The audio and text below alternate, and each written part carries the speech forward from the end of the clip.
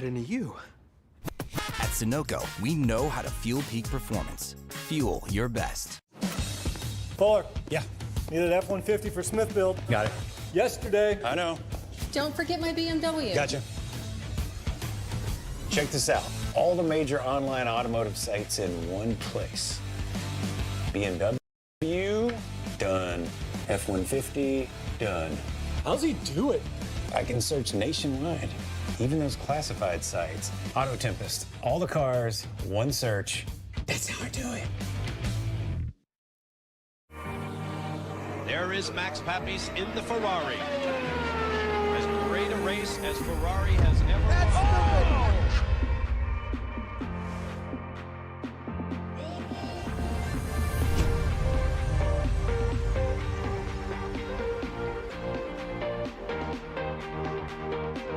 The steering wheel for me has always been a sensitive spot. There's a whole experience there that we're all trying to refine. Max Pappas, he asked me one day, he said, what can I do in a wheel? I said, well, with the new...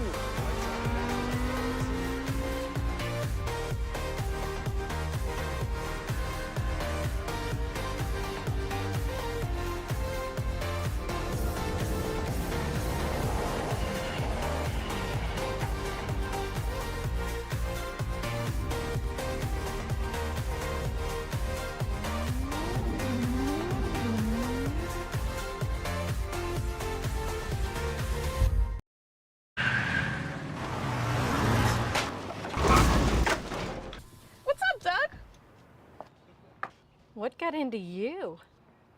At Sunoco, we know how to fuel peak performance. Fuel.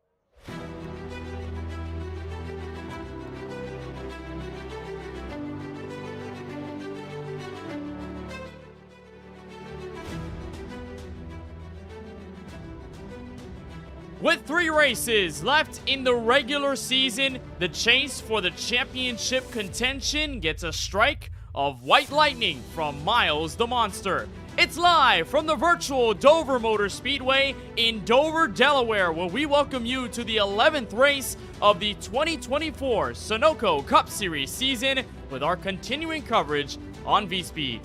Very happy to have you join us. The warmest welcome to you all watching on the YouTube VSPEED channel tonight. We're alongside fellow commentator Morgan Cook.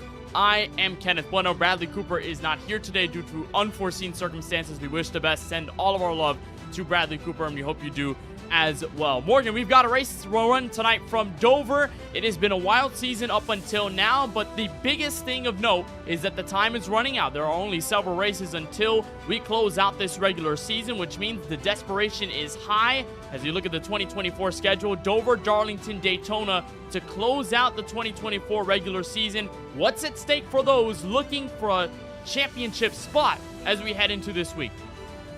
Well, winning cures all. That's what they say. You get a win here today, things will turn around for your season if they're not going your way, or if in the case of Lawson Peel, another win would elevate you a little bit higher up in the field and set yourself up for a good championship run. And for Lawson, he's been on fire. We'll touch on that in just several moments. But Dover, again, another short track added to the 2024 schedule. The first time we see the Monster Mile in action in 2024, at least as this season is concerned. We had a race here last season where Brandon Banks was able to take away the top spot, grabbing his first career Sunoco Cup Series victory. We have seen plenty of firsts throughout this season. But on the other note, just a lot of the same going down throughout this schedule. Let's look at the point standings as we stand after the Brickyard, where Lawson Peel, of course, has been climbing up through the rankings every single race. It feels like, Morgan, he's been one of the best drivers, obviously, to watch over 2024. But one thing that stands certain is Austin Reedy remains up top. Last several races haven't been the outright best for him, but he stayed consistent enough. However, Drinkin' Bros Racing is catching up to him.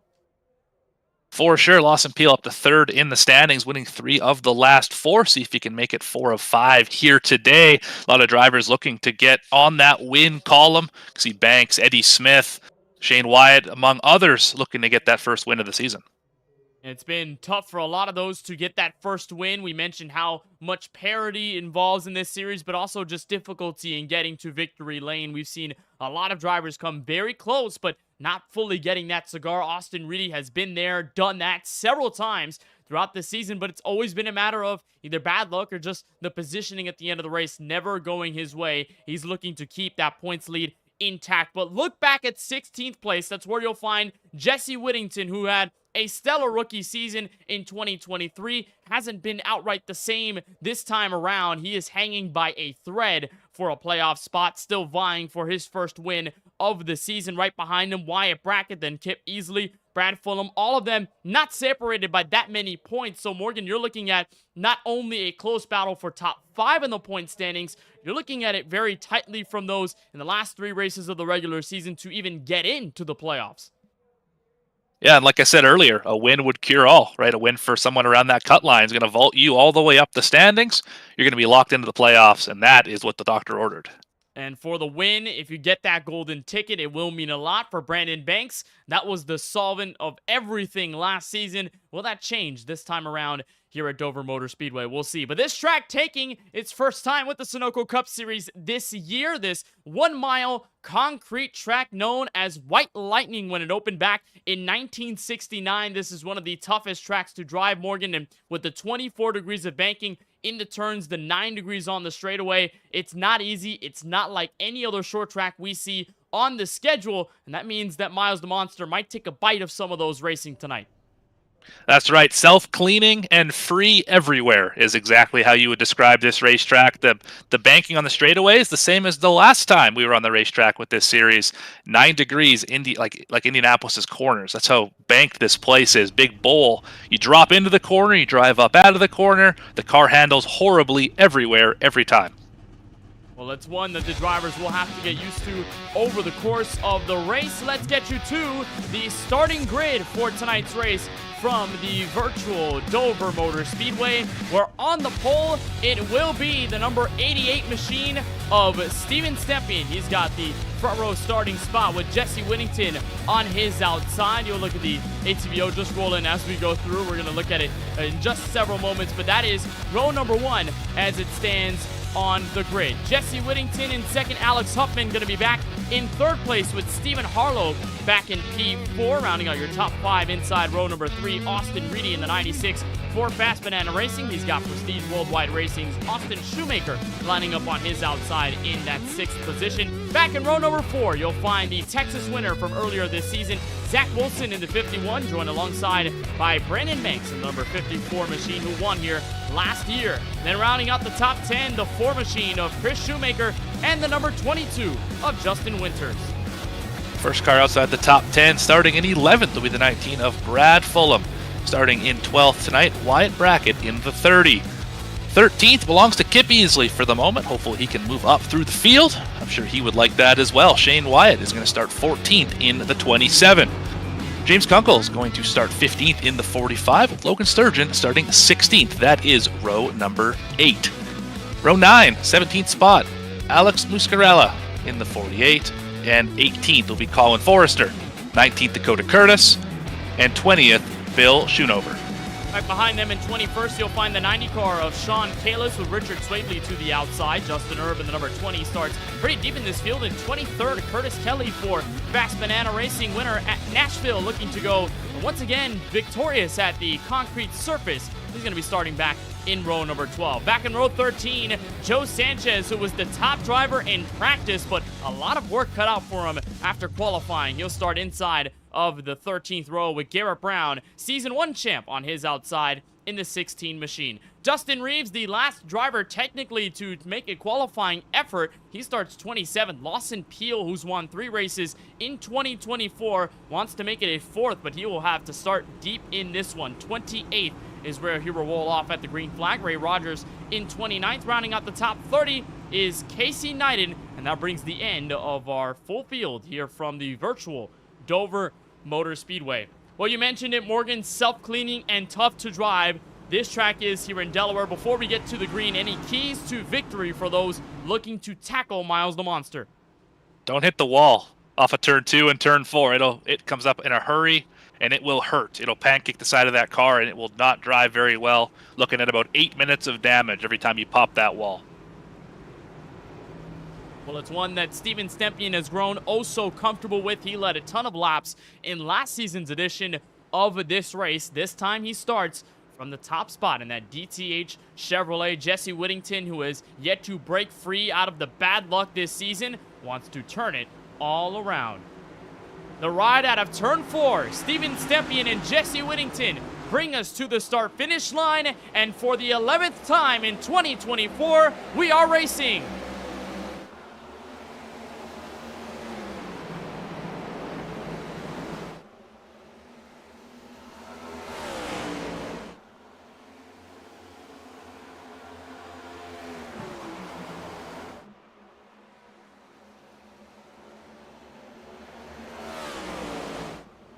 And a solid opening lap for Steven Stempian, holds on to the lead. Several drivers kissing the outside wall, but Stempian has pulled out to at least a 0.3 of a second advantage over Jesse Whittington. Seemed to have fallen back a bit. Alex Huffman could have given him a run for his money, but holds back single file through the top 10. And already you can see the difficulty, Morgan, of how it is to drive here at Dover. This track takes you all the way up to the outside wall if you're not careful. Several drivers already teetering around that edge, but so far, so good. Lap number 3.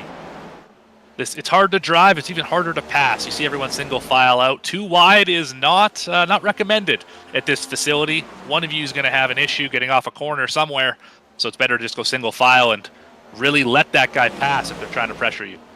And you watch Alex Huffman as he tries to pressure the 94 machine, that Focus Fuel Chevrolet of Jesse Whittington. He rides very low on the racetrack, right next to that apron, which is something we'll be of note of talking over the course of this race, how dangerous it is to get those left side tires down there if you're not careful enough. But the battle for second continues to heat up as Steven Stempian has actually continued to pull away. Huffman giving the bumper. Chrome horn used early for the 10 car. Huffman down low, and he's got second.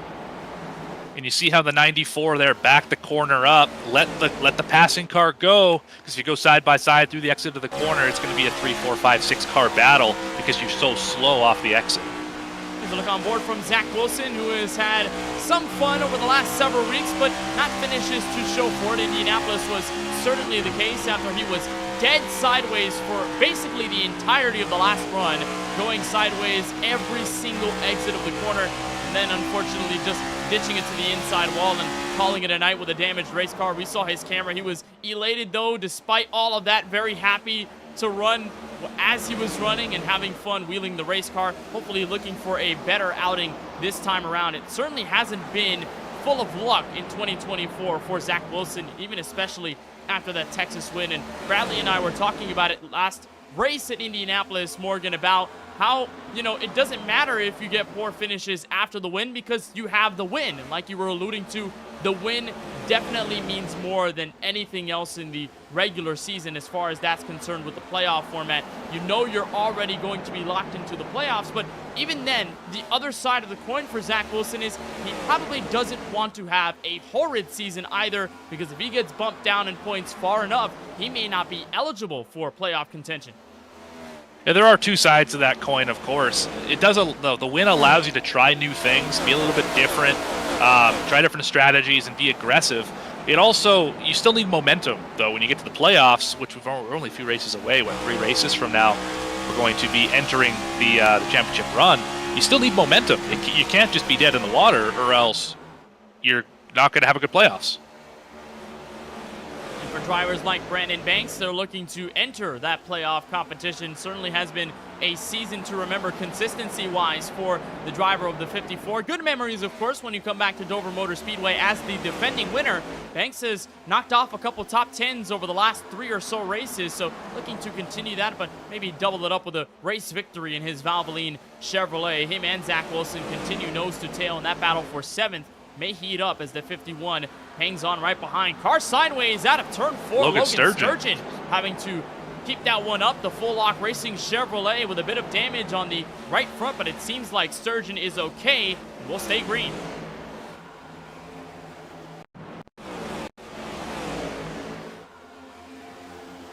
Is what happened to Sturgeon here at the exit of turn 4, riding behind Colin Forrester. That was back around 15th place. It looks like the damage already accrued to him way before the incident. Sideways, he goes at the exit of the corner. Back end just steps out. Car number 26 in a bit of trouble, but he's able to save it. He falls all the way back to 21st as a result. And look who's back here, Morgan. A ton of drivers we did not expect to call out this deep in the field. 23rd, Joe Sanchez, the winner at Bristol from earlier this season, and the two-time defending champ, Lawson Peel, all the way back in 24th. We are still early. This is about the part of the run, from my experience, where the tires start to change. If you've been bad to the tires, been aggressive on them, you're going to start to move backwards. If you've been kind to them, you're going to start to move your way forward. So we're going to have to pay attention here over the next 50 or so laps to see how these two progress. Well, one thing we know about Lawson Peel is that he's called the Iceman for a reason. He knows how to be calm in dire situations, and while this isn't really near dire at all, it's a situation where he does have to carve his way through the field, and that's something he proved miraculously true at Indianapolis just 2 weeks ago, where he was able to get the victory after starting deep in the field. Works on Justin Earp here for the 23rd spot under the 20 machine. They'll both go side by side at the exit of turn 4. So far, all in the hands of Steven Stempien, 15 laps in, but the gap back to second place has certainly closed quite a bit, down to 0.3 of a second, with Alex Huffman in the 10 looking to chase the 88 of Steven Stempien down as of now. We'll look at the race analysis since we didn't touch on it earlier in the broadcast. We go 300 laps full distance here from Dover, Delaware. That keeps us about at 300 miles, a little over that in a sense. We go stages as follows. It will be 90 laps for stage number 1, then another 90 to stage number 2, which ends on lap 180, and from there we'll take the 120 laps onwards to the final lap 300 mark. And we'll close out the race. 7 tire sets available, 3 green-white checkered attempts if we need them to extend this race past distance. And so far, it looks like Alex Huffman, Morgan, has been cooking as of late. He's currently trying to catch up to Steven Stempien, putting in laps several hundredths faster. He's slowly creeping up. And while the car is getting a little loose out the corner, at least that time by crossing the line to lap 18, he is on the way. Trouble here. The 4 machine off the pace. Not sure if he popped the wall or not. Off of the corner. It's Chris Shoemaker. Down to 24. He's on the apron, yeah. So it looks like some trouble there for the overstock Ford F-150, Ford Mustang, as a matter of fact. We're not talking trucks here tonight, but the 4 car certainly off the pace. He has dropped to dead last, 30th as a result, and caution is not going to wave as a result of what happened with the 4, but I think we can diagnose the situation here, Morgan. It seemed as though Chris Shoemaker had gotten sideways the same place that Logan Sturgeon did. It's difficult exiting these corners here. 2 and 4. Oh, he did get quite a bit of wall contact there on the inside wall. You get what's called push loose, where you have a lot of wheel in it because the car doesn't turn, and then you get up on the top of that hill, and the front tires grip up, and it just snaps around. That's something that every driver here has faced at least once a lap. And it bit the 4 right there. And it's honestly a little awkward, too, when you're driving this track, Morgan, because you look at the 24 degrees of banking that you have in each of the corners, which is pretty hefty for a short track, if you think about it. Apart from maybe Bristol or several others on the schedule, you don't get short tracks with this much banking on it. But then you've got the 9 degrees on the straightaways, which for a lot of other short tracks, it straightens out pretty easily. You'll get maybe 2 or 3 degrees on the straightaways, but 9 is a tall order here at Dover Motor Speedway, and for that, the transition can get so sketchy to the point where you're seeing that situation with Shoemaker and Sturgeon a little earlier as we were talking about it. The back end stepping out, getting a little too over-eager on the throttle. As a result, the car stepping out and getting sideways, which is exactly what happened to Jesse Whittington about 2 or so laps ago. He was able to correct it, but had a kiss to the outside wall on the right side of his Focus Fuel Chevrolet. He's able to continue, but look at that. He's very loose off the corner. It is not a good time inside the 94 machine. You can just watch that orange band on the steering wheel. When it's pointed to the left, that's a good thing. When it's pointed to the right, you're probably not enjoying your time all that much. And you can see right there, a lot of wheel in the center of the corner. See what it's like here on the exit of 4.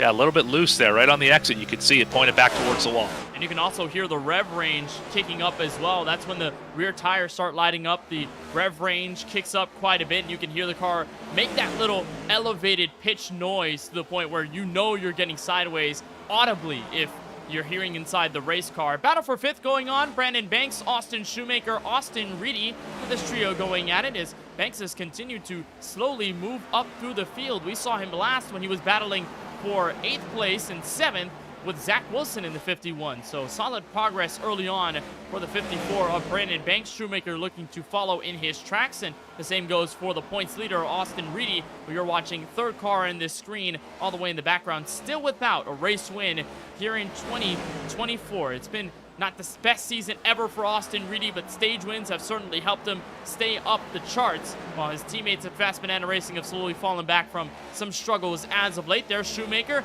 diving underneath the 54, make that the two-way effort for 5th place. Austin Reedy there, the third car to help.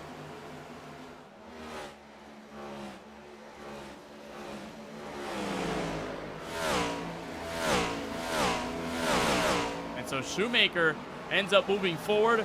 Banks drops 2 in the span of a corner as he tries to move higher up on the racetrack and using a bit of that middle lane as we are 27 laps into the first stage that ends at about lap 90. So it will be a matter of looking around this racetrack. And, you know, Bradley and I, Morgan, were talking for a while over the season about the oval refresh and how much it still affects how you drive the race car today, whether it be an X-Gen, whether it be an Xfinity Series car, or anything on the oval side of the service. That oval refresh certainly changes the way you attack races, specifically like Dover, because, you know, every once in a while you think that it's a single move racetrack, but when you look at it closely and you see it over the course of a run, you can use the middle, you can run a little higher up and get the diamond arc off the corner. And the oval refresh certainly helps that in the sense that you'll find the grip elevating as cars go sideways, and Sturgeon is holding on to it, noses into the inside wall. Caution flag is not going to wave. That was under the racing surface, Morgan, and big time trouble for the FLR Chevrolet. Yeah, that's going to hurt there right on the nose. Looks like he's running the modified here today. Tough break off the corner. Just 2 cars going for the same piece of real estate. And it was with Justin Erb who smacked the outside wall hard. Him and Sturgeon were washing up at the exit of the corner. And then Sturgeon just gets slammed back down. He had the effort to save it, but unfortunately, he is still putting around the speedway, although be it at a really low pace, back in dead last, P30. And the caution is not going to wave, so that is big time trouble for Sturgeon, who at a short track like this will definitely go several laps down as the field remains on green flag pace. So it's Steven Stepien continuing to patrol the way. We had a bit of a concern that he may have the lead stripped away from him after Alex Huffman closed in the gap quite a bit, but it seems as though the distance has ballooned. It's now up to 1.6 seconds. Stepien leading a ton of laps early here, and so far undefeated as of leading laps as of the moment. He's already picking up the lap traffic, and speaking of which, it is going to be Logan Sturgeon in that 26 Chevrolet, who still has not taken his car to pit road. I'm awfully surprised, Morgan, that Sturgeon isn't going down yet, but I guess it's just that mindset of I'm going to go several laps down if I do, so I'll just stay out as long as I can and pray a yellow comes out. Yeah, this isn't the time to bring it down pit road if it's drivable. If you can't drive it, obviously bring it to him. But if you can still go through the corners without hitting the wall on the exit and all that, keep it out there. You're going to lose a lot less time just being a couple seconds off the pace rather than parking it on pit road. It's all Steven Stepien up to 1.8 seconds, and he will make sure that Logan Sturgeon becomes the first car a lap down here tonight from Dover, but a long line of cars ahead of him with Sean Kalis, Bill Schoonover, Dakota Curtis, and Chris Shoemaker up through 26. So it may not just be Sturgeon a lap down at the end of this run if everything goes to plan and we stay green until the end of the stage. Quick work here from Stepien going down low in 1 and 2, Sturgeon backing out, and Stepien remaining up front. Another added buffer between himself and Alex Huffman as that gap continues to escalate. For Stepien, he was one of the 2 main lap leaders in last season's race here at Dover Motor Speedway. It was him and Brandon Banks that combined for 114 of the 170 laps led in that event. So Stepien certainly knows a thing or two about the concrete surface. We know that his adoration for Nashville Superspeedway is definitely prevalent, Morgan, but it seems as though the other concrete tracks like Stepien quite well too, searching for his first win here at this speedway, and what would be, over the course of the season, his second win of 2024 after taking the opener at Daytona. Yeah, always good to get multiple wins on a season. That's every driver's goal, is to rack up as many as you possibly can, and win here today would definitely help his efforts as well.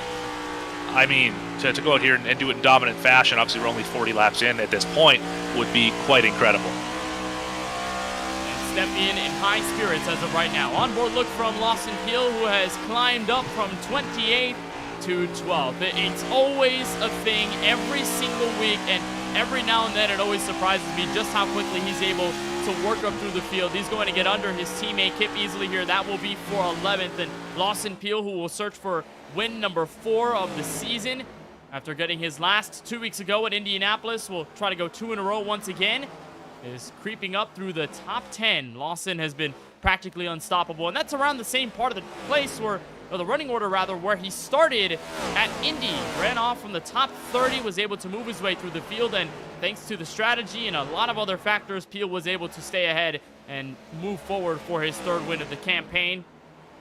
And he creeps up on Alex Muscarella, the 48 car, with Wyatt Brackett right in front. This would be the theoretical battle for 9th, but as you're watching it, Morgan, you can tell by lap 40, the tires have certainly fallen off. The drivers are reaching their cliff points. Look at the distance between Zach Wilson up in 8th, and then this car right here, Wyatt Brackett, in the 30. It is about a second and a half between those two drivers before you get to, of course, the trio, now the quartet, that's slowly building up. Everyone is separating. That's the magic of when you've got a track that punishes the tires and makes you work for it over the long run. And you want to talk about slowing the pace down, 1.5 seconds is what everyone in this field is slower than their fastest lap. That's a lot over the course of 30 laps, 40 laps. And there's Lawson Peel looking under Alex Muscarella, who chooses the crossover effort on Wyatt Brackett, peek down low to get Brackett to make a mistake, but they're going to stay single file as it runs. But knowing how loose these guys have been off the corners and how aggressively they're racing each other, it may not be a surprise that we'll see a battle for position in the next several seconds. There's Muscarella down low, looking for position. They almost banged doors. Brackett will stay up high, and the battle for 9th continues right in front of Lawson Peel. Yeah, tough battle here. Neither of these drivers can get a good run off the corner. Looks like 48's going to get a good one through the center right there and past the 30 back to the 12. Solid move by the 48 of Muscarella. On goes Peel. Onward goes Easley. And as all of a sudden, Wyatt Brackett loses about 3 or so spots in the span of a corner and a half. It's not easy when you run the higher lanes here at Dover. That's something we saw with Brandon Banks, and that's the reason why he fell back to 6th place on the racetrack. So it's all about making sure you can chase the bottom, get the best run possible, but everyone working with their own set of qualms and issues over the course of the race. You see almost everyone snake trailing off the corner. Morgan, you can see the rear tires are getting lit up. Either that or the right front is starting to scream for grip. You rise up out of the corner thinking you can have enough throttle input to make it up nicely, but all of a sudden either the back end steps out or the right front chases up the racetrack, and you see almost everyone either bouncing off the wall or looking to stay out of it as the rear end steps away. First driver on the pit lane looks like Justin Winters in the 22.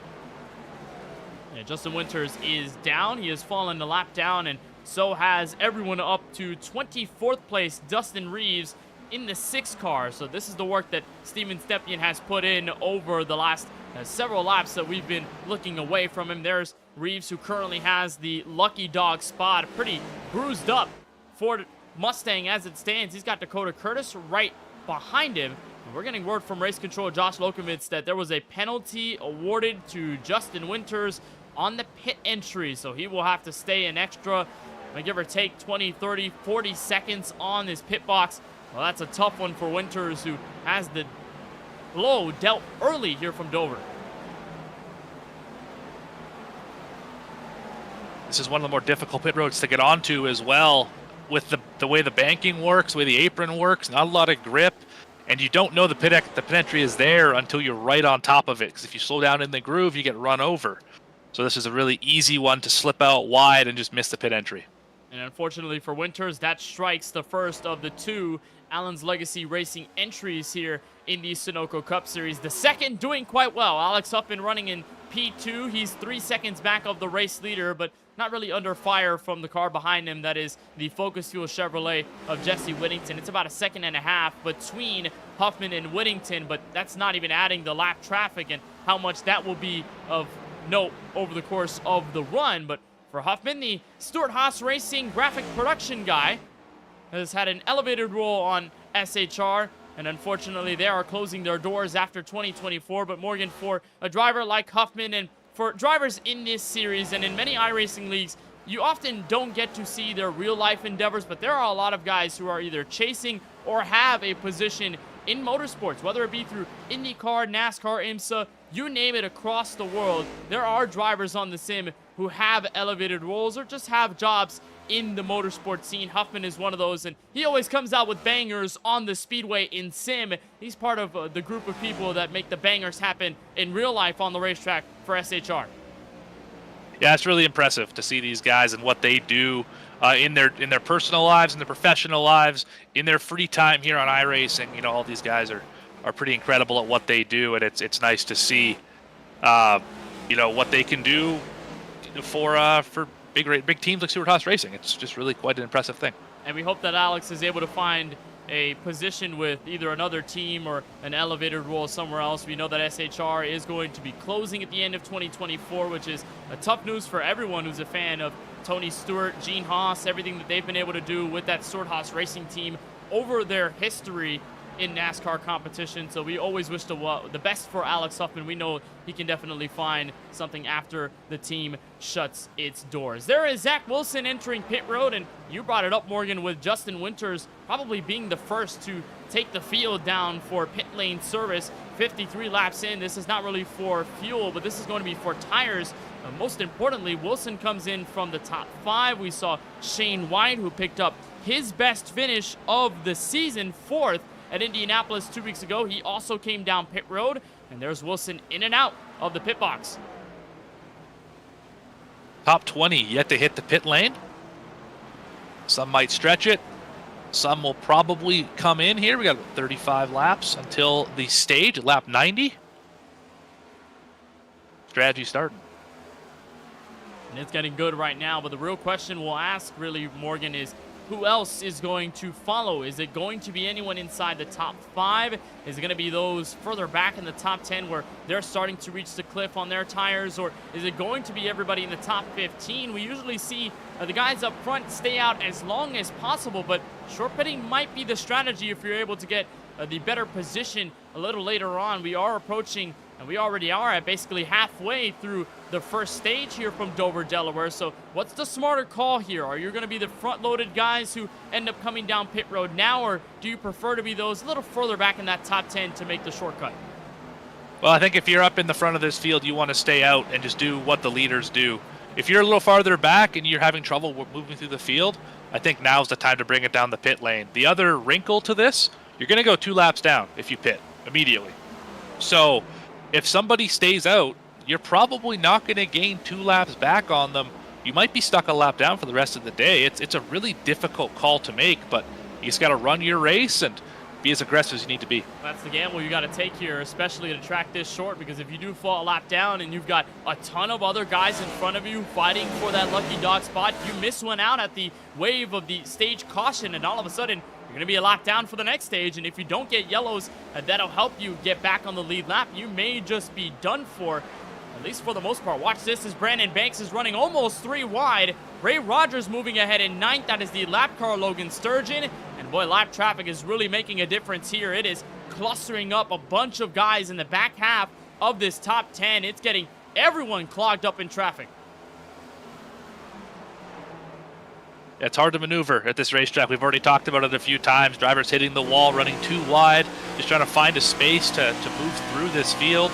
It's even worse when you have new tires and old tires because you can't get out of the way. You can't find a way around those drivers, and it can lead to more issues.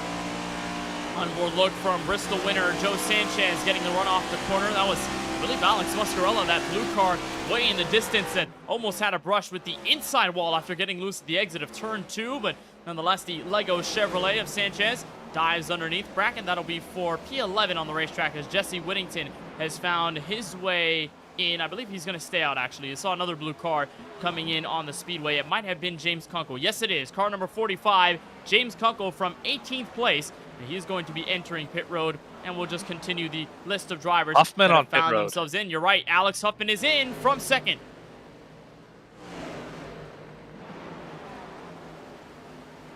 That's the first of the front runners to hit the pit lane. That's a big shot.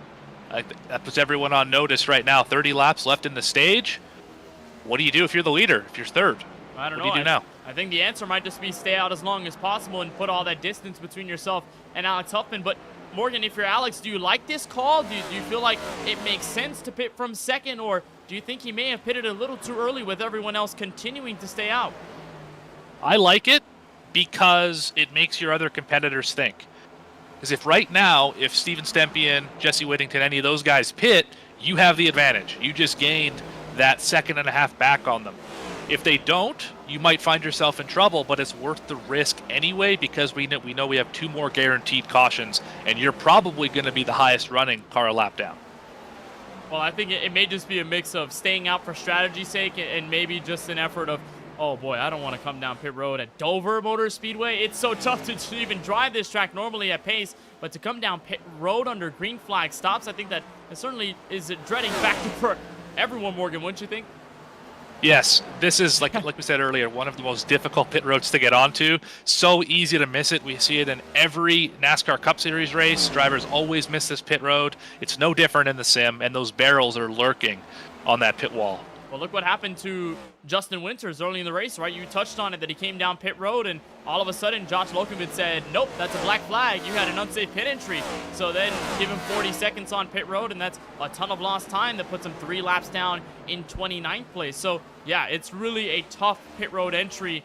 And for these guys, as they approach the final 30 laps here in stage number 1 from Dover, they'll have to keep that in mind. Brandon Banks pits from the top 15, defending winner here from the Monster Mile. He is going to be the lonesome driver on pit road. None of his DBR teammates will make the effort to join him, and still a ton of guys, Morgan, at the front of this field. Make it first all the way back through 14th, now 13th, with Brandon Banks coming in this time by, that still have yet to enter pit road. I'm not sure whether this is a call to lay in their bed for the rest of this stage and just let the fuel tank run dry and run on their tires as long as they can, or whether it's just a case of they're willing to pit as late as possible if it means they've got the freshest tires for the beginning of stage 2.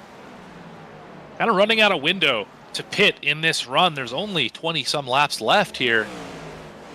So I probably wouldn't stay out too much longer. If you do plan to pit in this stage, you're going to not have enough time to make those laps back up, put the fresh tires to good use. But what do I know? I'm just in the broadcast. Well, I'd say the same thing, honestly. A lot of times I try to theorize on strategy, and basically 105% of the time, it never works out. Literally never, at all. I never get the math right. Maybe give or take a couple times where I can get that correct, but for the most part, not really as we move on through this race. We'll just let the drivers tell us the story as we push forward. Here's Joe Sanchez sliding into 9th, and we looked at his race car a little earlier on tonight, but there's a small detail that you may not notice from this wider camera angle perspective. Joe Sanchez is racing with a pretty heavy heart tonight after losing his 16-year-old American Bulldog and Pitbull recently. He has a sticker on the car to commemorate the Pitbull here at Dover. There's a small sticker on the side of the race car that he is running in remembrance for the beautiful Pitbull and Bulldog that they unfortunately lost quite recently. So our thoughts and prayers, our love sent out to Joe Sanchez as he works inside the top 10 right now, and of course always has the beautiful Lego and Speed Champions edition of the race car here tonight, running quite well as he tries to hold off Stephen Harlow, one of the lap cars in his Chevrolet, who just recently came down pit road. So sending all the love and thoughts to Mr. Joe Sanchez as we ride through on tonight's race here at Dover, but still answer not yet found for those at the front, Morgan. I'm surprised now with less than 20 to go in the stage that none of these guys are even considering coming down pit road. Either they've gained all the track position like Lawson Peel, or they've been up front all race long to the point where they don't really need to risk anything. I'm just surprised that we're not seeing any more coming through clusters. Yeah, like I said earlier, I think it's a little too late now to bring it down the pit lane. Big issues for the 30. Wyatt Brackett caught the wall off of turn 4 a few laps ago, missed the pit entry on the lap after, got pretty heavy damage. He is now finds himself 2 laps, about to be 3 laps down in the 22nd position. So tough break for the driver of the 30.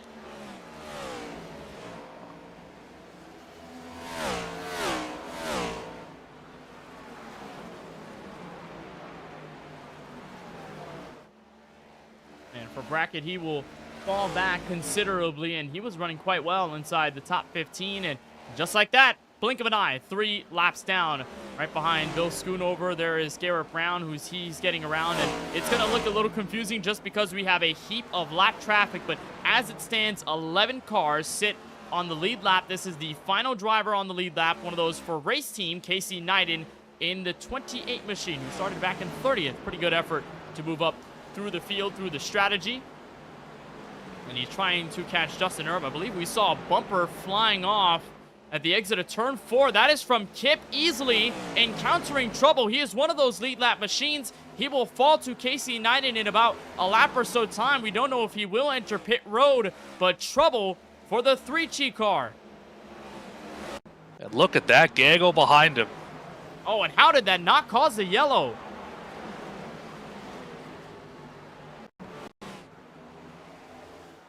Running in the huge pack of cars, Chris Shoemaker in the 4 right behind, Stephen Harlow, who gives him 1 shot and I believe may have helped him on the way to the inside wall. Yes, he did, is easily backed up at the exit of the corner. Alex Huffman was around that area too. And for Kip Easley, he is slow on the racetrack right now, just putting around inside the top 10 as he tries to figure himself with Casey Knighton. That's going to be for 11th. There is Justin Reeves, lap car, getting around. And it only takes 1 mistake, Morgan, for the car to be stuffed around like that. Unfortunately, for maybe the 2nd or 3rd time in this race, the yellow has not flown for those hitting the inside wall. And for good measure, Easley hits pit road. Yeah, wise decision here. You get a chance to assess the damage, and you know the stage is coming, so you just get another extra break here to fix it if it is really that bad. He was on the lead lap. Now he's 1 lap down, falling down the leaderboard as we speak. But yeah, tough break for that Kyle Busch-inspired number 8. And for Kip Easley, several spotlights shining on him throughout the 2024 campaign, but obviously Drinking Bros Racing as a whole has been doing well. Easley has had some solid nights every now and then, but unfortunately the luck not striking his way here from the Monster Mile, and definitely got a piece of the front end bitten off of him as we look back at Steven Stepien continuing to hold on to the race lead. Lawson Peel has slid up to P2 as Jesse Whittington has somewhat fallen back on his 79-lap old tires, with Austin Shoemaker right behind. There is lap car Logan Sturgeon getting himself in the mix as well, so we may have just a battle for 3rd quickly settled here at the exit of turn 4. There's Shoemaker going down low, and how about Austin Shoemaker, Morgan? Someone who we see up and down every time he races. He's a multi-time Sunoco Cup Series winner, hasn't been able to win this season. We've seen some great moments out of the 14 car throughout the campaign, and this is definitely one of them to begin and end stage number 1. Austin Shoemaker sliding onto the podium and going to get some good points out of it if he stays here. Yeah, good run so far for the 14. Absolutely. Just doing his thing up here, up 3 spots, and showing that he might be a force to be reckoned with before this day is over.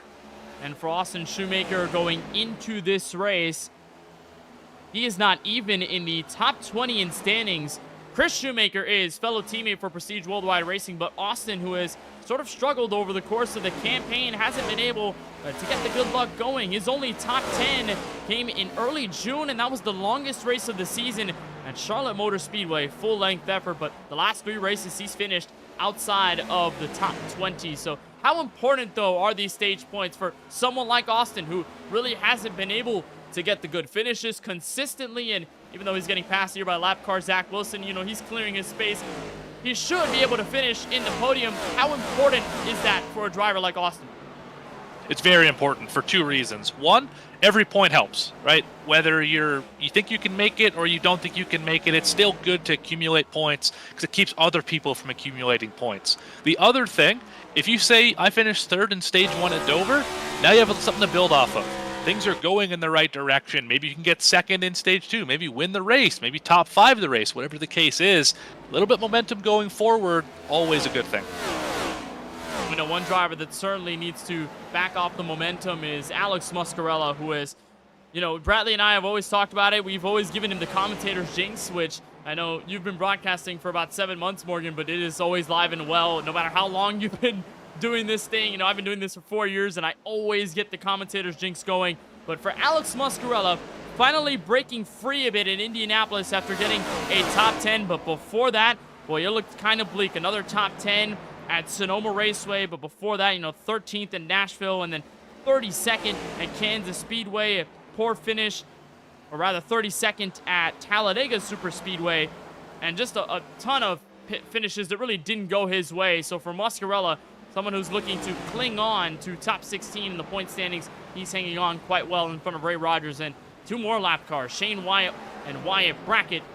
And for Muscarella, he will escape with a top 5 as long as he is able to stay afloat in the final 3 or so laps here in stage number 1. Stepien ahead by at least 9.5 seconds over Lawson Peel. Boy, it has been impressive for the DTH Chevrolet of Stepien, who has never relinquished at all through stage 1, and this is going to be a big-time statement for this 88 car. Few drivers on the pit lane right now. Jesse Whittington from 2nd or 3rd, I believe, hits the pit lane. Austin Reedy, point leader on pit road as well. So is Joe Sanchez, who's moved up a lot through this field. Those drivers all hit the pit lane in the last few laps. Garrett Brown bringing it to us right now. And he missed pit road entry, the 16. Well, the 16 in trouble, running inside the top 15, and there he is, hemorrhaging Oh, wreck in front of him. And up in front seems to be some trouble. Now, we're not going to have a yellow flag, though. I believe that was Brad Fulham. Did you see him slow on the racetrack? It is. It is the 19 machine. Yeah, big damage. So there's Brown missing pit road. Sling off the outside wall and a bang to the inside barrier. Pancakes the left side of his Ford Mustang. Looks like for Fulham, he's continuing on, although at a pretty slow pace. I don't know if there's a toe link issue for the 19. He's going to be able to continue, but nonetheless, stage 1 will come to a close from the virtual Dover Motor Speedway, and off of the final 2 corners, it should be this man right here who has led from lap number 1, Steven Stepien, capturing another stage win, this time from the Monster Mile.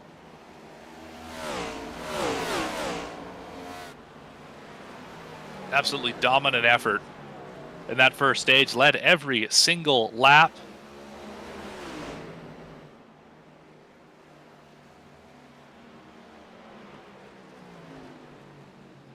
What a job by Stepien as he clings on. That was about 10 seconds of separation between himself and the driver who gets up second here in the stage, Lawson Peel.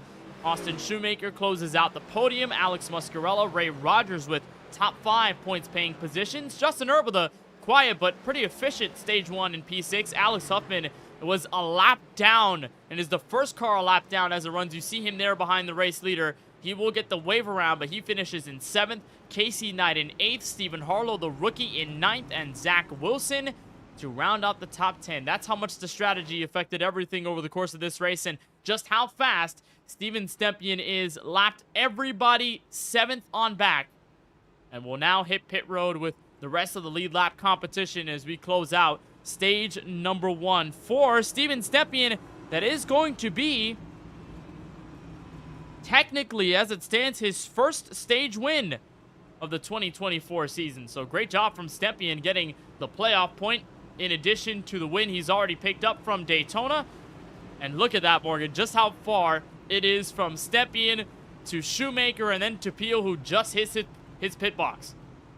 It's basically a non-competitive pit stop for the 88. He was so far out in front. By the time everyone gets on pit road, it's 8 seconds of gap. So it should be pretty easy to win the race off pit road here, I would think. Just drop the jack. There's the other side. There he goes. And that's quick and easy for the 88 car. Alex Huffman gets the wave around, but Stepien should be the race leader as we kick off the second stage. But what is going to be most interesting is that there are going to be a bunch of drivers put a lap down As of right now, we're looking at, from timing and scoring, 15th on back. That will be down a lap from the race leader. Everyone seems like 13th on forward. They have been able to get that wave around, but a ton of drivers from the first stage, one lap down or more after no yellows were signaled over the course of the 90 laps that we ran. Surprisingly enough, given the several incidents that could have triggered a yellow flag, but iRacing and Race Control decided it technically was self-cleaning, like you said earlier, Morgan, and a lot of it happened underneath the racing surface on the apron, so not much of it affecting the rest of the competition on track. Alex Huffman is going to hit pit road, and Steven Stepien will take over the race lead. Should give us the restart for the second stage here from the Monster Mile. A bunch of drivers down pit road. With that, we will take a short break and be right back with more coverage of the Sunoco Cup Series and race number 11.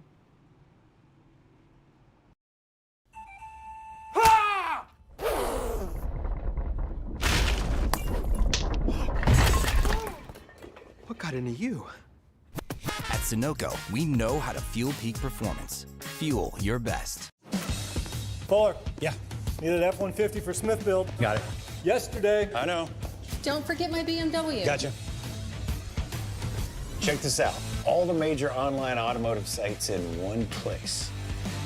BMW, done. F-150, done. How's he do it? I can search nationwide, even those classified sites. Auto Tempest, all the cars, one search. That's how I do it. There is Max Papis in the Ferrari. As great a race as Ferrari has ever won.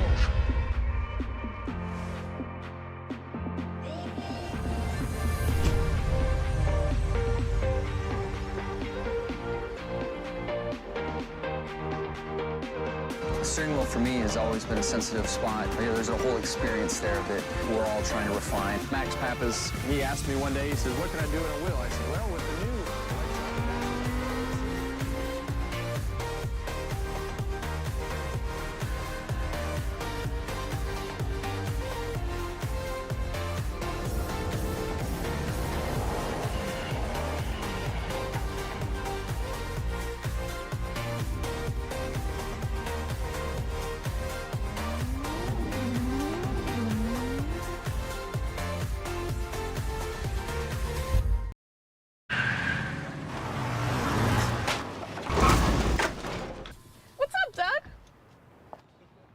What got into you? At Sunoco, we know how to fuel peak performance. Fuel your best. Welcome back to the virtual Dover Motor Speedway, where we are right back ready to get racing here in stage number 2. Steven Stepien, the victor in the first stage. How will things fare out this time around? Austin Shoemaker is in trouble, spinning in front of the field. Yellow was out instantaneously as Shoemaker went for the spill going through the gears. Yellow is out for on-track incident for the first time tonight. So I guess that's what a commentator's curse looks like, doesn't it? Yep. We saw the green flag wave from lap 1 to lap 90, the first yellow for the stage break. And all of a sudden, we do not get through turn 1 before the carnage ensues, this time for Austin Shoemaker, who finished third in stage number 1. Here's how it all happened with the 14 car, and this is the wheel spin that can get so many drivers off guard here at Dover with a track surface that is pretty hot and pretty worn out. Shoemaker basically stuffs it into the outside wall, gets Alexander Muscarella rather, involved in that one, and while nobody else gets a piece of the incident, this is a big blow, Morgan, to the 14 car. It looked like it was going to be a solid start to the race, and all of a sudden, blink of an eye, it's gone. Well, there's obviously good news and bad news to this. The bad news, obviously, we just saw the incident there, and he's going to lose a few spots. The good, and get damage on the race car. The good news, he's only going to fall back to 8th. We do only have 8 cars on the lead lap right now, 9 once we get the wave around, or the lucky dog here. But under 10 cars on the lead lap, that is helpful, certainly. See if we can get a better look at this one from the higher up angle. This is inside row 2. And from the bottom lane, as he gets slow to get going right behind the race leader of Stepien, who was the control car there on the restart.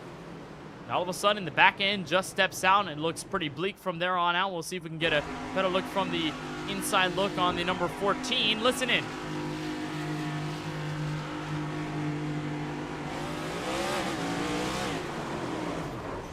Just looked a little sluggish there. We're going to get going through first and second gear. And as the revs kicked up, the rear tires lit up, and around goes the 14. The restarts are one of the hardest things to get right in these next-gen cars, just because of the way the gearing works. You know, first and second are pretty short, and then all of a sudden you get to third, and sometimes it's long, sometimes it's short. Here it's probably a little bit shorter gear, and that's when the RPMs usually spike, is when you're going from second to third. And here's Steven Stempien, who just rocketed in front of the iRacing official pace car. He'll let everyone by and try to get back going in his number 88. Stempien has led every single lap tonight from Dover. And there is Alex Muscarella, the unlucky bystander in the situation. Left front damage necessary to enter pit road at this juncture of the race. We talked about the bad luck that has hit Muscarella over the course of the season. Well, looks like tonight will add to the list. 48 will enter pit road, and a ton of others behind them as well. Bulk of these guys a lap down or more. Logan Sturgeon, James Kunkel, Chris Shoemaker, Austin Reedy, Richard Swavely, Dakota Curtis, and the list continues. I'm honestly surprised, Morgan, that we're seeing Austin Reedy this far back in the running order. He had a position inside the top 15, and I guess similar to Brandon Banks, the pit stop in the middle of stage number 1 didn't necessarily work out in their favor, because now they're a lap down, they have to gain track position, and they need another on-track yellow to ensure they can get the wave around.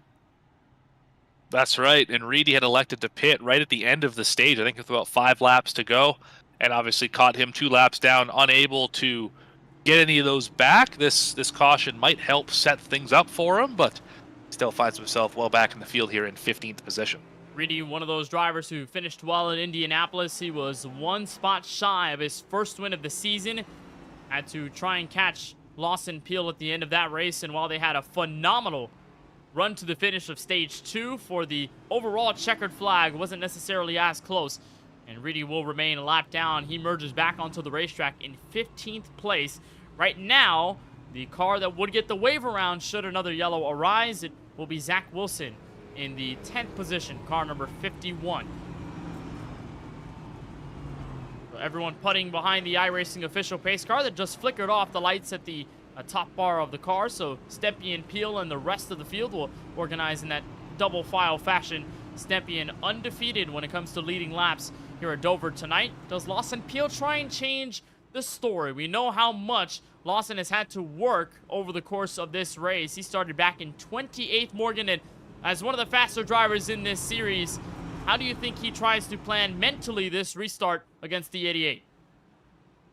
Well, I'd say you probably just want to do what you can and see how it shakes out in turn 1. If you happen to be side by side, great, you can get him off the corner. If you happen to fall in behind him, fine, you get him in 15, 20 laps. Just don't make any mistakes. We just saw a big restart mistake moments ago. Just be out here and be smooth. Well, here we go. First official restart after our first technical on-track yellow. And it will be Steven Stempien and Lawson Peel getting us back underway from the Monster Mile. Pace car is way below pit road entry. Stempien into the Geico restart zone and up and away early outside line. Struggled to react in time. Green flag back in the air and then chase to turn 1.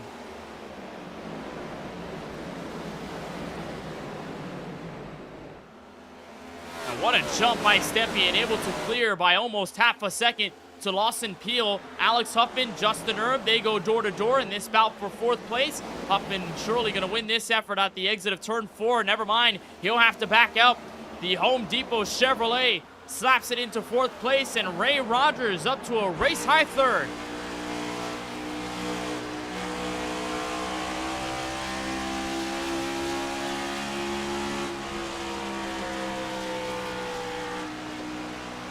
The onboard look from the Florida native of Ray Rogers, former series champ, as he tries to catch up to Peel. Rogers, one of those drivers for the newly formed Poman Motorsports team that does include Chuck Feltz, who we are not seeing tonight in action. Neither are we seeing Rookie of the Year candidate Eddie Smith. But Rogers in the place of all the teammates that are not racing here from Dover Motor Speedway. He is taking the reins and using it to his advantage over the course of the strategy. He's been able to weave up through the field, and he actually had a top 5 finishing position in stage 1. Rogers doing well as Justin Urban, Alex Huffman try to go toe-to-toe behind them. Nose to tail, they will stay, and here's Huffman lunging down to the inside. Just had a big moment for 21st place Bill Schoonover coming out of turn 4. Had to stab on the brake pedal to keep it from coming around. Did a good job keeping it on the racing line. No positions lost for that driver. And it looks like one driver is backed out in the meantime. Dakota Curtis, the league owner, car number 43, who you pointed out, Morgan, was searching for another top 30 after having 9 throughout the season. It looks like he may have just disconnected from the server. We do not see him on track. He is already 2 laps down and counting now 3 down from the race leader. So a tough blow and a dagger for Dakota Curtis, who will plummet through the field, and we'll see if he can reconnect, but it is not looking good. Well, the good news for him, with only 30 cars in the field, he will add another top 30 to his resume for this season.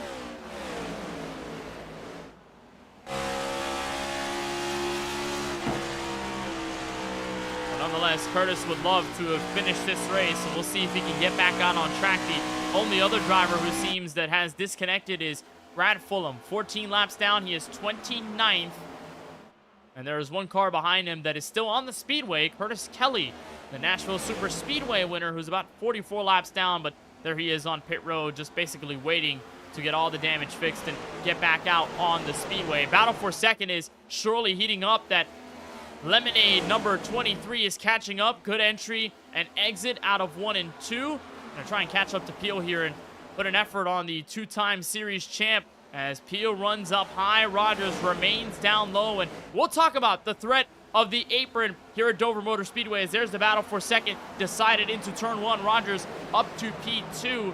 When you get those left sides down there, on most tracks, you can hit the apron and maybe you bobble a bit, but it won't necessarily affect you that much. But how much of an effect does it have, Morgan, here at Dover, where it's basically just the speedway and a harsh transition to the darker colored apron? Yeah, you'll find yourself in trouble. It probably won't spin you unless you really drive on it. It'll de-wedge the car if you drive on it for a long ways. But if you touch the apron, because there's no banking, it'll just shoot you up the racetrack, like hitting a curb in a parking lot sort of thing. It'll shoot you up the racetrack and it'll just destroy your corner exit. Really not good to hit that apron, although you want to get as close to it as you can without touching it. It's a really fine balance here at Dover. You're right on board with the Dunkin' Donuts Toyota Camry of Colin Forrester, who has been back and forth throughout the season. Started off, it felt like red hot in 2024 and was able to pick up his second career Sunoco Cup win, virtue of the Las Vegas Motor Speedway. But after that, it really hasn't looked the best. Had a 2-race top 10 streak at Sonoma and Nashville Super Speedway, but surely broken after huge time damage and not the best race with 33rd. He finished at Indianapolis in the Brickyard just 2 weeks ago, and that in turn only accrues to about 4 top 10s this season, which does include that race win that we talked about at Nevada. But for Colin Forrester, currently a lap down, he's just outside of that top 10 position. With Zach Wilson right in front, that will be the spot up for debate, but not necessarily just for a top 10 spot, Morgan. I mean, we're looking at the battle for the lucky dog spot. Should the yellow come out, this is the battle for who will have the upper hand and get that lead lap position back. Forrester has been searching for it. Zach Wilson had a good start to this race, but slowly fell back. It's going to be really contentious here for this position. Look at the right up out of turn 4 from Forrester. Speaking of lead and battle, we got one brewing. Under 2/10 separates Stempien and Rogers as they fight out of turn 2. There it is. Closest anyone's been to that 88 car all day. And we saw Stempien go out to a pretty large advantage at the beginning of stage 1. One lead that was a little bit compromised in the mid portion of the run, but as soon as things extended on and Stempien had stayed out as long as he did, the gap only continued to increase. Rogers, we can tell, is pushing for all that it's worth to try and catch up to Stempien and create our first proper lead change of the race. We're looking at the race recap graphic at the top of your screen with Stempien the stage winner, the cautions that have come out so far tonight. And in the lead change category, it's remained a goose egg because Stempien has been holding the fort down nicely. That gap, though, remains at about 2 to 3 tenths of a second. But Rogers did fall back considerably there in 1 and 2. Listen in on what exactly this 88 car is doing to be as fast as he is here at Dover.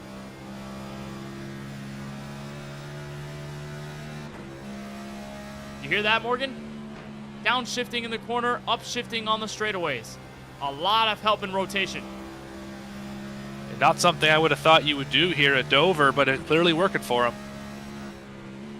Something you really have to keep in mind with these next-gen cars, and that's something that fell to the downside of guys like Zach Wilson, who was downshifting at Indianapolis, and a lot of that just killed the rear tires over the course of the run. It almost seems as though Stepien kicking into 4th gear at the entry of the corner helps the car slow down a little bit, engine braking wise, and with this car specifically, it can help you with rotation through the corner. That was something that you never factored in previous editions of the NASCAR Cup Series car. Gen 6 was an H pattern, so was all the generations before that. They were all H pattern 4-gear shifters, so you always never thought about shifting down into 3rd gear, unless maybe you were at like Pocono or a road course. But at a track like Dover, you always kept it in 4th no matter what. But because you add the extra gear and the sequential shifting with this next-gen car, number one, it makes it easier to shift, but number two, you've got another gear to play with and another way to either fuel save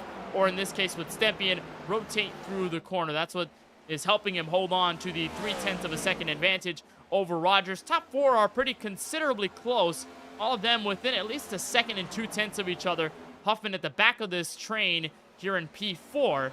And then it's a 3-second gap back to Justin Erb, who has settled nicely into the top 5. And I think from here on out, Morgan, it gets a little sketchy. You look at James Kunkel, Chris Shoemaker, Casey Knighton, a ton of those guys lap cars, but Austin Shoemaker recovering from the restart spin, and Richard Swavely, who's moved up to P6. Yeah, quiet run for the 32. Just doing his thing out here, up 16 positions. What a run so far for him.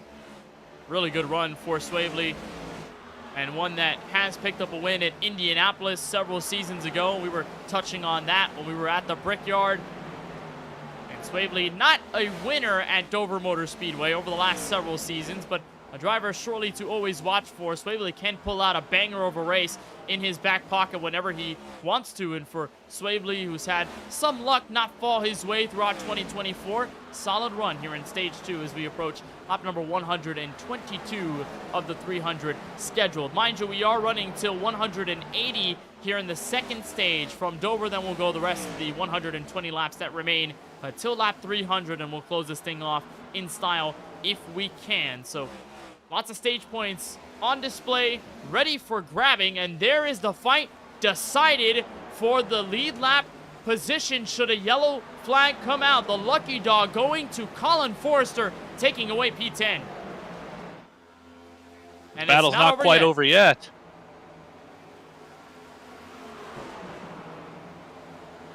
And here's Wilson approaching. He almost looked for the angle of attack in the exit of the corner, getting the wash of dirty air off of 4, but it does not matter. He will likely push Forrester down into 1. He forces his nose down there again. This is for the lucky dog spot. Wilson can't get the exit of the corner, makes contact with the 31.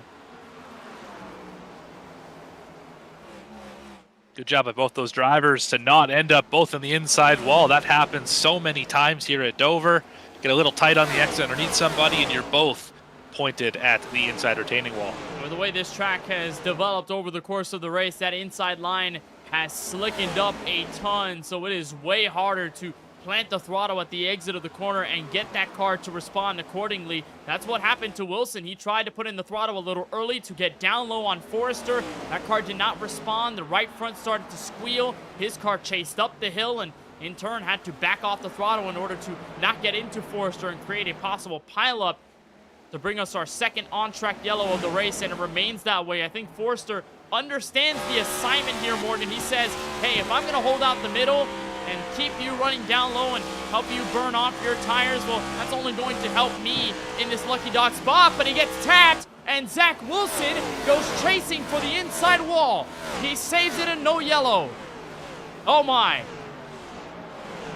And while all that was going on, Ray Rogers dropped back from second to fourth in one corner. Lawson Peel, Alex Huffman, got around the driver of the 23. And watch that from Wilson.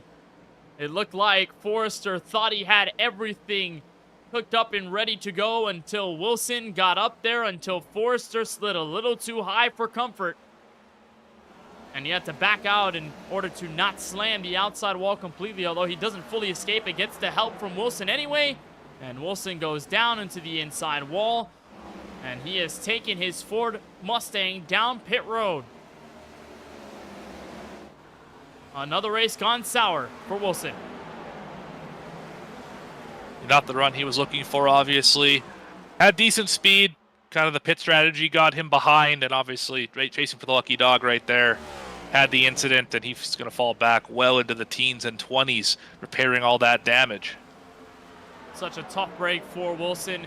Like we talked about it, Indianapolis was having the drive of his life behind the wheel of the race car, fighting it. It was such great entertainment to watch him trying to save that race car, but unfortunately it wasn't long-lived.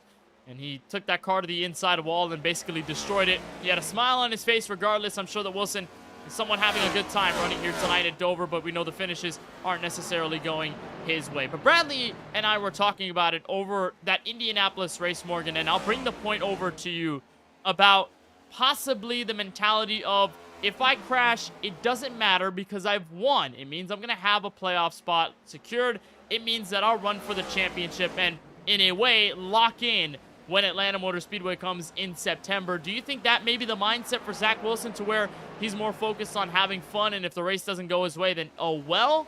Or is it just maybe some sort of frustration building up with all these finishes?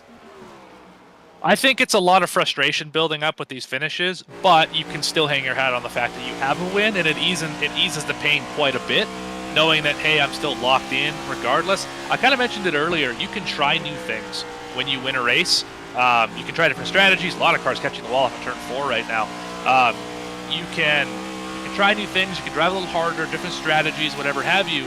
If it doesn't go your way, so what? You're still in the playoffs. So, you know, it's hard to say how he's feeling right now, but things change here in the season, and hopefully get another win to get some momentum back, as he's struggling a little bit right now. Someone looking for another win is the man with the hot hand here in 2024, Lawson Peel, who's won 3 of the last 4 races, which did include 2 in a row.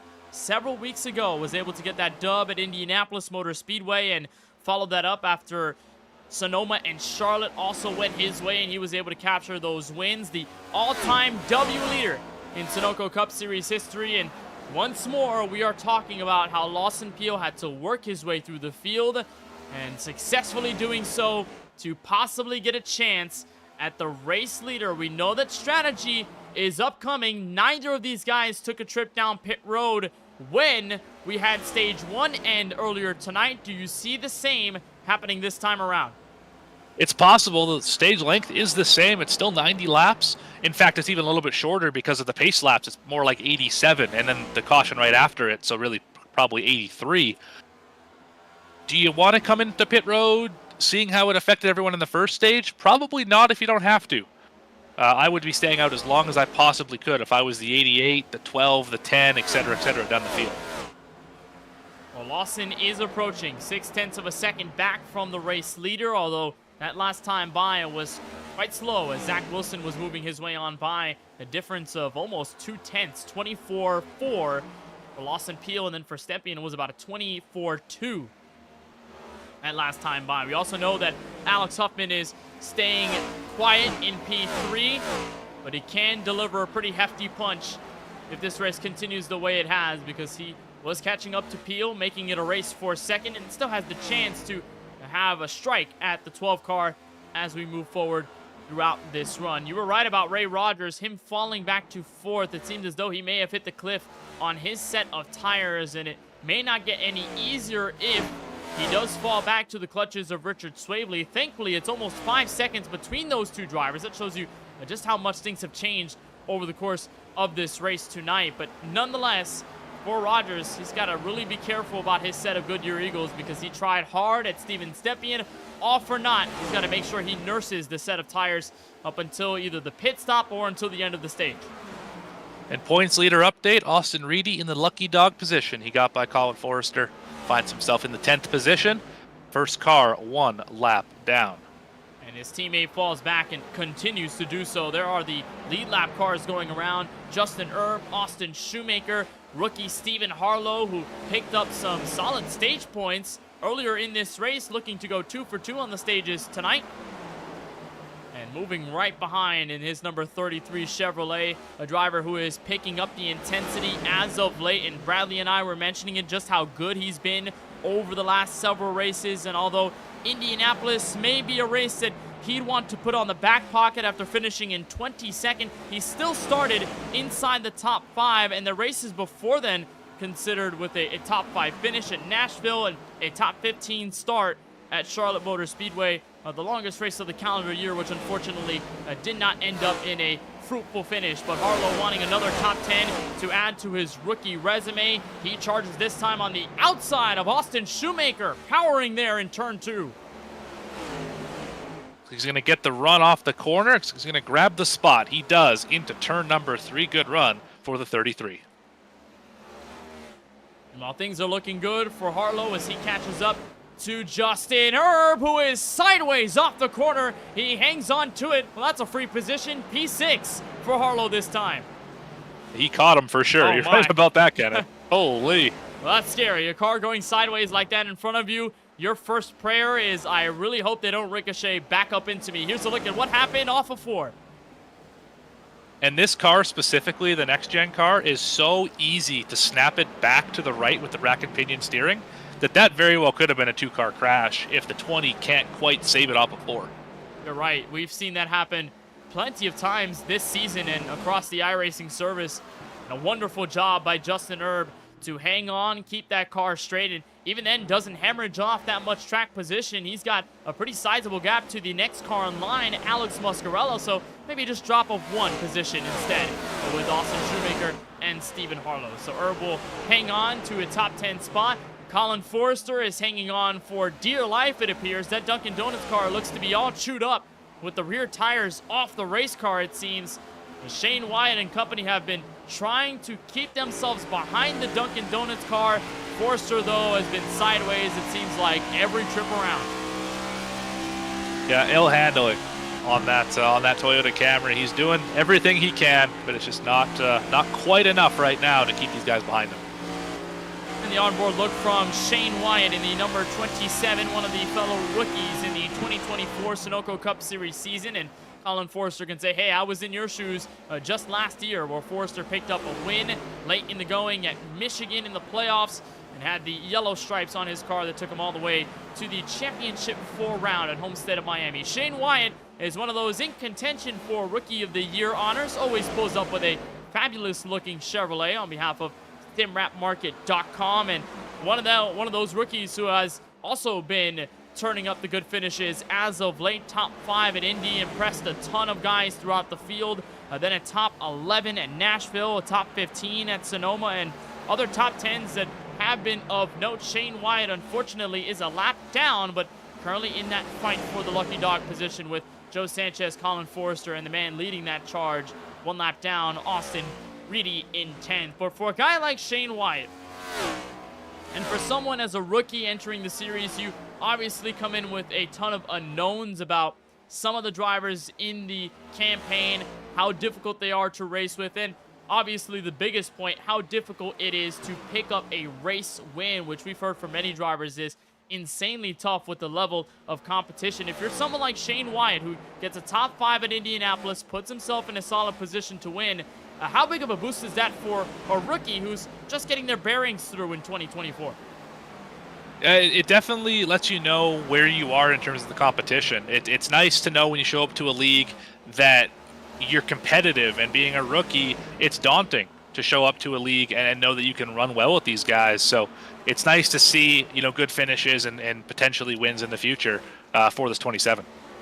We're looking at a positive future for Shane Wyatt, although this series will not continue on past Season 7. We only hope that we can see more of what Shane Wyatt can do in sim on the racetrack. Here's the battle for the race lead, sitting at 0.6 of a second and somewhat growing between Steven Stepien and Lawson Peel. Basically, no one can say that they've led laps other And then this man right here for dropping the hammer, who a lot of people have been sort of joking with him recently that the Dropping the Hammer podcast, which used to air Mondays after the Sunoco Cup Series races on Sunday, a lot of people have alleged that DTH as a channel has died because, or maybe that they're washed up because the podcast hasn't had an episode in the last several weeks. And, you know, if you've paid attention to that Twitch channel wreck recently, here in turn 3. Oh, yeah, we do have something happening in turn 3. Car 31 around. Forster. And the pop boils over for the Jacksonville, Florida native of Colin Forrester. Caution is out for the 3rd time. And that car is junk.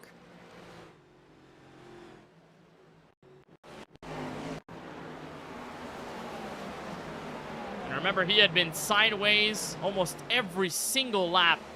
He was getting passed here by Justin Winters, Jesse Whittington around him as well. He got help on this one.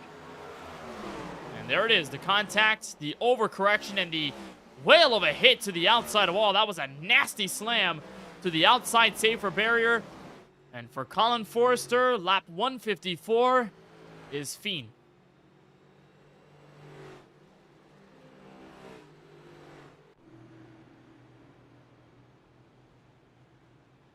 There he is on pit road, getting the damage fixed, but we are possibly sure that the race is over for Colin Forrester, who had been fighting and clawing his way through the lap traffic just to get a lucky dog position, which in turn will go to Austin Reedy, who will get the wave around from the iRacing official pace car. He'll have the chance to hit pit road, but this is our first caution in the middle of the stage, and we should be less than 25 laps to go until the stage ends. This time by Morgan, what are we seeing here on pit road? Well, the lead lap car is going to hit pit road, obviously, gets you an opportunity to get those tires on. If you get the wave around here and you're 1 lap down, I would consider staying out, being able to hang on to it for 25 laps. I think it's possible. It'd be difficult, but I think it's worth it to try and just pit at the end of the stage here, stage 2, and get that lap back. Well, for Austin Reedy, getting the benefit of getting his lap back, and it's going to let every single car by. We'd imagine that he will hit pit road for some fresh tires and fuel. And really, for the first time, this is going to elevate the strategy, because we know that Stempien, Peel, and several others didn't even pit in the first stage. And they have at least one more set of tires available to them as it moves forward. As you look at the race recap on the top of your screen, 3 cautions for on-track incident. That does not include the stage break at lap number 90. And 0 lead changes because this man, Steven Stempien, has held control every single lap and was the stage 1 winner, looking to sweep them here tonight from the virtual Dover Motor Speedway. So a sizable green flag run taking us through a wild ride, a ton of drivers sideways, several lap cars in the mix, common thread of Stempien, the race leader. What's the biggest thing you jot down on the journal, Morgan? If you're a ton of those drivers in the top 10, you get to reset now on this caution here to possibly reset around a lap 160 of 300. What are you thinking now, and what have you learned over the course of this race as the track has developed? Well, what I've learned is that you don't pit unless you really, really have to, because you're going to lose 2 laps and you're not going to be able to get them back because the drivers in the front of the field will not pit until the end of the stage. So that's something to jot away. You're going to have to save your stuff better. If you're struggling after 20, 30, 40 laps, you're going to have to do a better job saving your stuff, because the guys in the front of the field are going to continue to punish you for not. And one of those who has played the strategy quite correctly and putting him in second place is Mr. Lawson Peel, who joins us now in the broadcast booth. First of all, Lawson, is it just a rhythm every single race to start at the back and push your way to the front? I think you like this back-to-front challenge, and it's been working out for you. What's it been like tonight from Dover from your end? Yeah, that's what I've been doing, Kenneth. Just enjoying the challenge of it. Obviously, a couple tracks I didn't do it. Bristol, Sonoma. But, yeah, I think most places I'm going to try it. Just, you know, I just want to come in here and have fun, and I think that's what I've been doing. And so this has been a really fun race so far. I didn't understand really how much we're going to have to take care of the tires beforehand, but I think I found a good rhythm and in line that's working for me here. But Steven's also very fast. He didn't really seem to be I didn't seem to be gaining any speed at the end of that run there relative to him. I was hoping I was going to, but we'll see. We'll have a little short run duel to the stage break here and then rack up and do it again. All right, Lawson. Well, we appreciate the time. Best of luck on the next restart. Appreciate it. Austin Peele, the two-time champ, running in second outside row 1 as we are ready for the restart here at lap number 158 for our third on-track yellow involving Colin Forrester. He has taken his car to pit road. He is still in the session, but we imagine that he is out of tonight's race.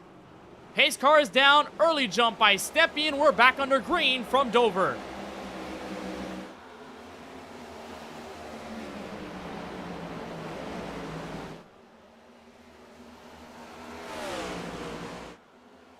And here's Peele, ducking down low. Battle for the race lead in turn 3. Side by side here to the center of the corner. Let's see how the exit goes. Not quite contact there. Still side by side down the front stretch. This is the first time we have seen Stepien under any heavy fire pressure all night long. Could this be the first proper lead change of the night?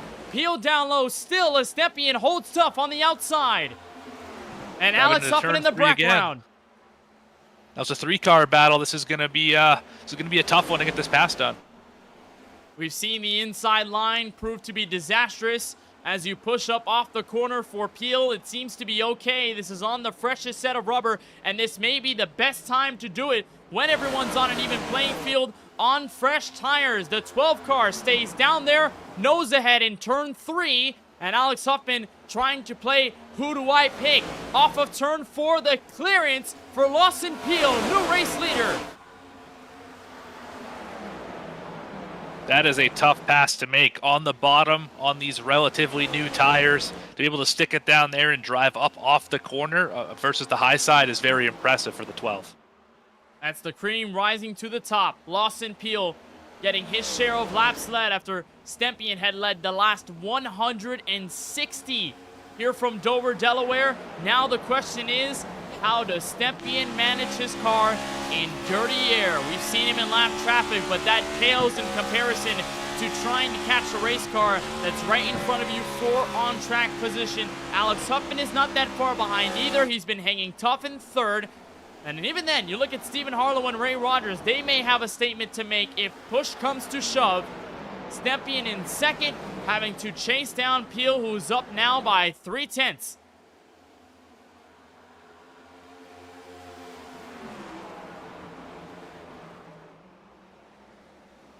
And for the DTH Chevrolet, there are a lot of things he has to figure out on this specific journey in this second stage with about 17 left to go. Peele on his effort to gain another stage win added to his Sunoco Cup Series career. Stepien in possible jeopardy of not sweeping the stages tonight. And now we got to figure out how he plays this, whether he pushes the tires or whether he just lets the field come back right to him. In this case, the field being just a man in front. Lawson Peele will keep tabs on that battle as it moves forward. But watch this, side by side for P6. Justin Erb, Alex Muscarella with a train of cars behind.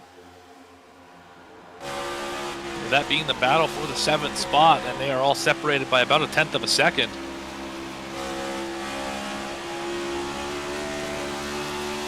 Both of them, Erb and Muscarella, striking the outside wall in synchronization, looking like some swimmers out there, but both of them go door to door. Austin Shoemaker, Richard Swavely, not that far behind. And once more, we touch on just how difficult it is to make a pass on the inside lane. That bottom lane, because of all the energy put into it, has drastically lost grip. And so especially off the corner, you're going to see this. Drivers bouncing off the outside wall, and it gets so scary, Morgan, from the perspective of a driver on the bottom, because if you hold the end of your bargain, you're still not guaranteed that the driver on top of you will be able to get out the corner scot-free. So many times we see the man on the top end up ricocheting off the wall and going down into the inside car without any warning.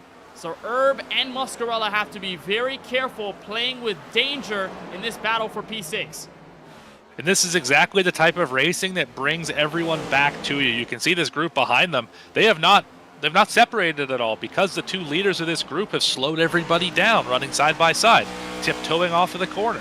Now that they're single filed out, they might be able to pull away a little bit, but this just brings everybody back together.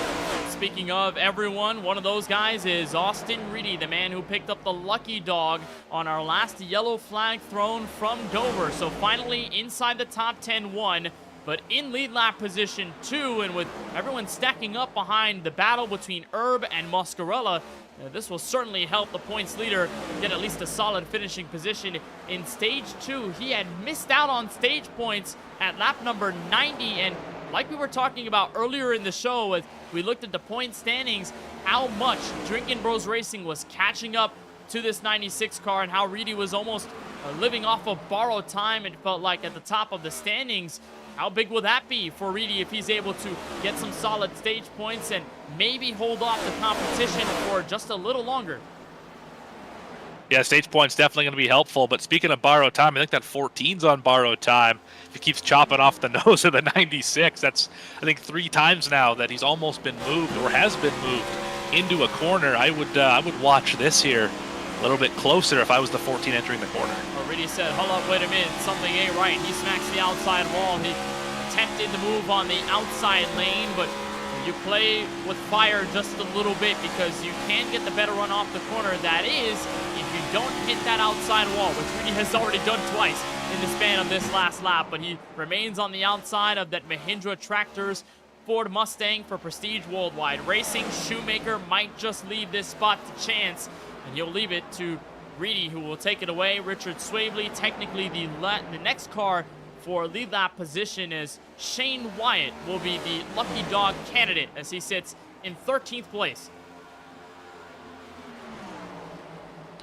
And not a lot of pressure either on Shane Wyatt here with only 6-7 laps to go here in this stage.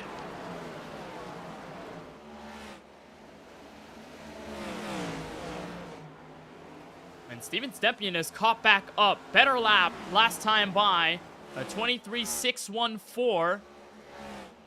In comparison to Peel's 23.773. Give or take, that is getting around Kip Easley, one of the lap cars, but I guess that was the mindset in a bit of a zen for Steven Stepien, just letting the universe tell him the story and not looking to force the issue. He is catching up to the 2-time champ with about 5 laps to go in the second stage.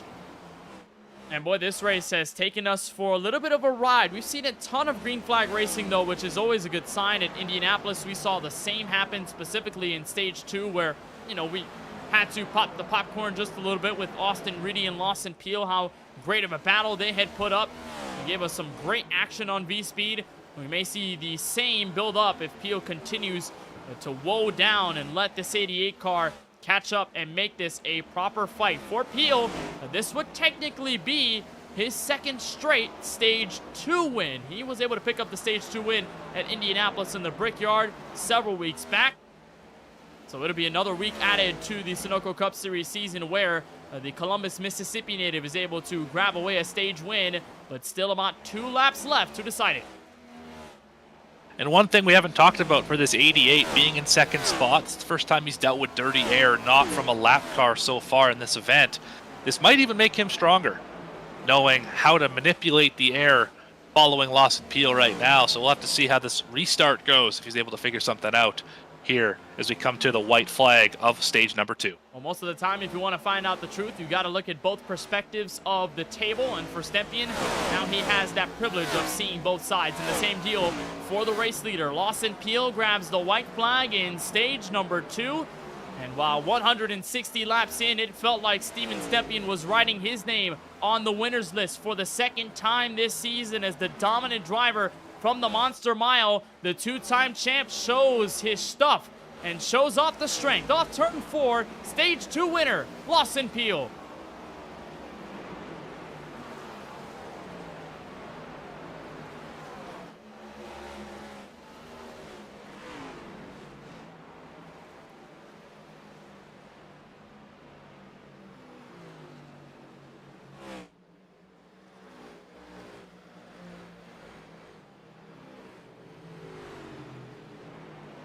Lawson picks up the iRacing official pace car. Caution flag is out.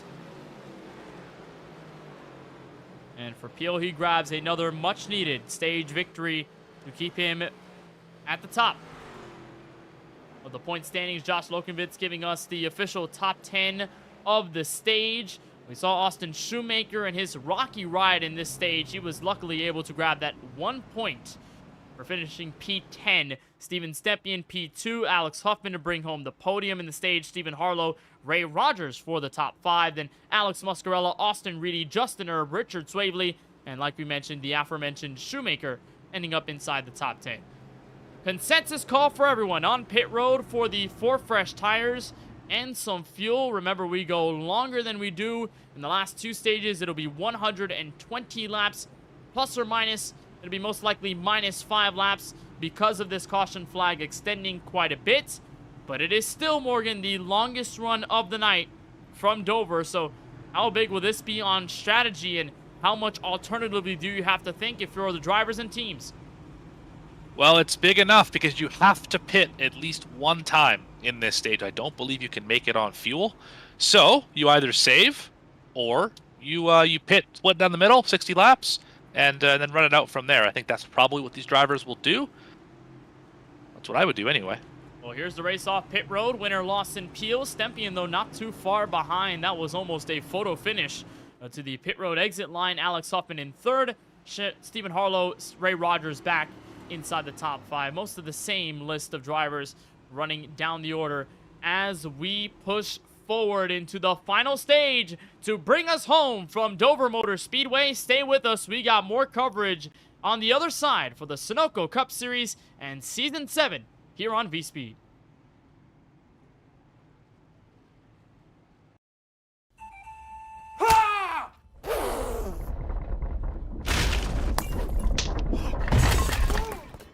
What got into you?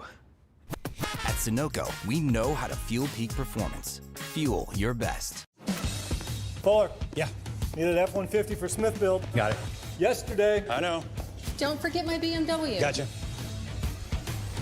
Check this out. All the major online automotive sites in one place. BMW, done. F-150, done. How's he do it?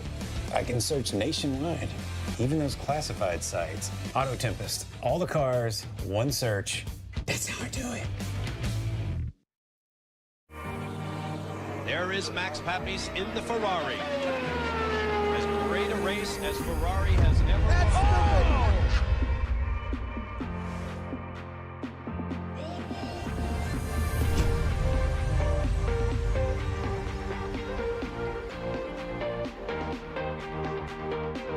The steering wheel for me has always been a sensitive spot. There's a whole experience there that we're all trying to refine. Max Pappas, he asked me one day, he says, what can I do at a wheel? I said, well, with the new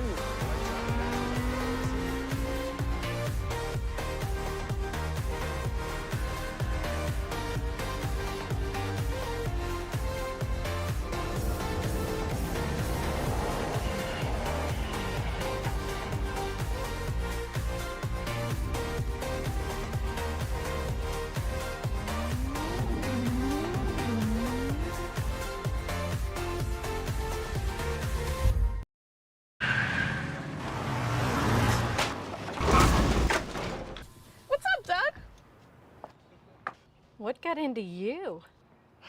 At Sunoco, we know how to fuel peak performance. Fuel your best.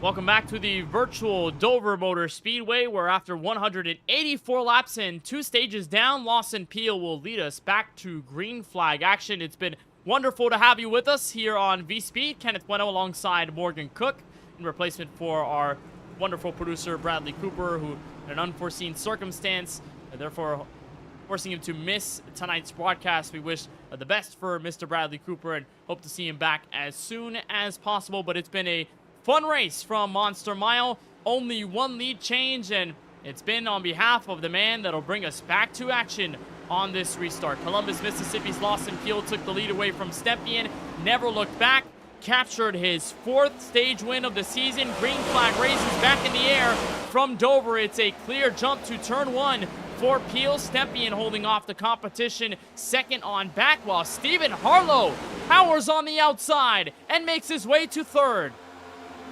A great launch off of turn 2 there. That is going to give him the 3rd position in the 33. Wonderful job by Stephen Harlow, the best place that we've seen Harlow in all race long. He had been methodically carving his way through the field, and now he's got a beautiful painting on the canvas that's building up from the Monster Mile. He gets away from Alex Huffman. Next up on the chopping block should be Stempien, but he'll hold on for top 3 honors right now. Everyone inside the top 10, mostly single file. Justin Erb looks like right behind him, Austin Shoemaker, Joe Sanchez, the trio fighting for P8, and we haven't seen much of Joe Sanchez, surprisingly enough, who had been one of the best drivers on the concrete surface throughout Nashville and then earlier on the season at Bristol, where he held off a ton of hungry drivers to capture his first win of the season. It's almost somewhat new to see Sanchez just running this far back here at Dover as he slaps the outside wall, and here comes Shoemaker back for the taking. Yeah, the 55 was one of those drivers who pitted in stage 1, fell a few laps down, just finally got back on the lead lap on this last cycle. So he now can start moving forward up here into the top 10. And on the other side of Drinkin' Bros Racing, Brandon Banks, who sits 14th, another driver that we didn't really expect to be this far back at this juncture of the race. Of course, Banks is the defending winner here at Dover, but over the course of the night, he also fell a lap down, had to spend most of the stage getting back on track. And as he sits inside the top 15, well, it's not panning out the way that Lawson Peel had predicted it would turn out. 2 weeks ago when he won at Indianapolis, he told us, watch for Brandon Banks, watch for Joe Sanchez, watch for Drinkin' Bros Racing to dominate here in Dover, Delaware. It hasn't necessarily been the case, but Lawson Peel gets to share the top spot. So it doesn't seem to be all too bad for Drinkin' Bros Racing. And with the longest stage of the night ready for us, we'll have about 109 laps left to go and the cross of the start-finish line. Still plenty of time for something to change, specifically on the strategy, to which I ask you, Morgan. We saw what happened in stage 1 where a bulk of guys had come down, but many of them, including these guys here, Peel and Stempien, they said, well, maybe it's not necessary. We'll save a set. We'll stay out until the end of stage 1. It worked out for them. Stage 2, a little different just because of all of the cautions that came out. What do you try to implement here in stage 3, knowing that there's a pit stop on the horizon, at least one? I think it depends where you're running. If you're in the top 5, I think you want to pit probably around that halfway mark in the stage here. If you're farther back, stretch it as long as you can, because somebody is going to make a mistake coming to pit road, probably, and that might get you back onto the pit strategy that you need to get to, back on the track position you need to have a good finish in this race. And a big props to race control Josh Lokovitz, who has been keeping us up to date in the broadcast chat about all the black flags given to those who have struggled on pit road entry, most notably Wyatt Brackett, who disconnected after. Bill Schoonover also suffered a pit road penalty earlier in this race, and the tertiary driver added to that list is the number 6 car league co-owner Dustin Reeves. So it's definitely been plentiful race control giving out the pit road entry penalties. So it surely can be a large factor. And you bring up a great point there, Morgan, about how you always have to keep that in mind. Here is Steven Stempien, built up the run over the last several corners, and he wants the lead back in turn 2.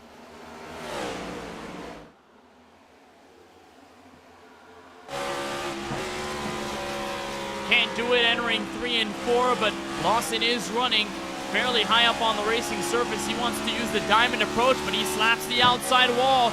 The onboard look from Stempien shows him creeping up on the 2-time Sunoco Cup champ. Can it be enough to get back down low and make this a fight for the lead again?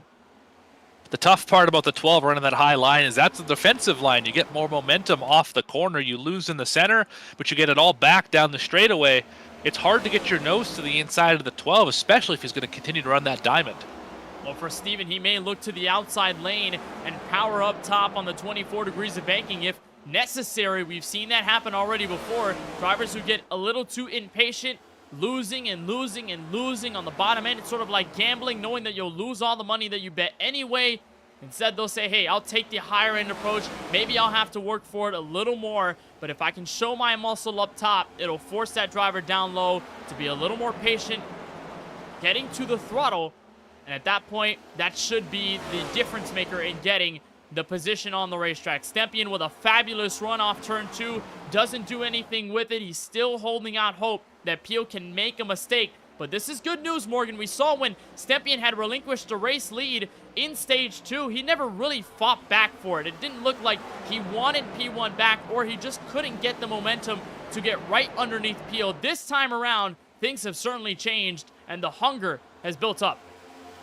We've been within 0.2 of a second here for the last 3 or 4 laps between these top 2, and you can see the rest of the field creeping in as well. The top 5 is about to be under a blanket if these two continue to battle for the lead. Well, you made up a good point earlier in this race when we were talking about the likes of Alexander Muscarella and Justin Erb when they were fighting for mid-pack position. It allowed basically everyone, 3, 4, almost 5 cars to get into a line and accordion together. That could happen the same way with Peel and Stepien. You'll see that Alex Huffman will gain ground, so will Stephen Harlow, Rogers, and Austin Reedy, like you said, as this top 6 continues to pull away. And that may be a large danger sign to Peel and Stepien, because if they go side by side for too long, you may get the point that they burn off their tires to the point where they won't be useful for the rest of this short run. And then for third on back, they'll have a possible opportunity at adding on to the lead change list today.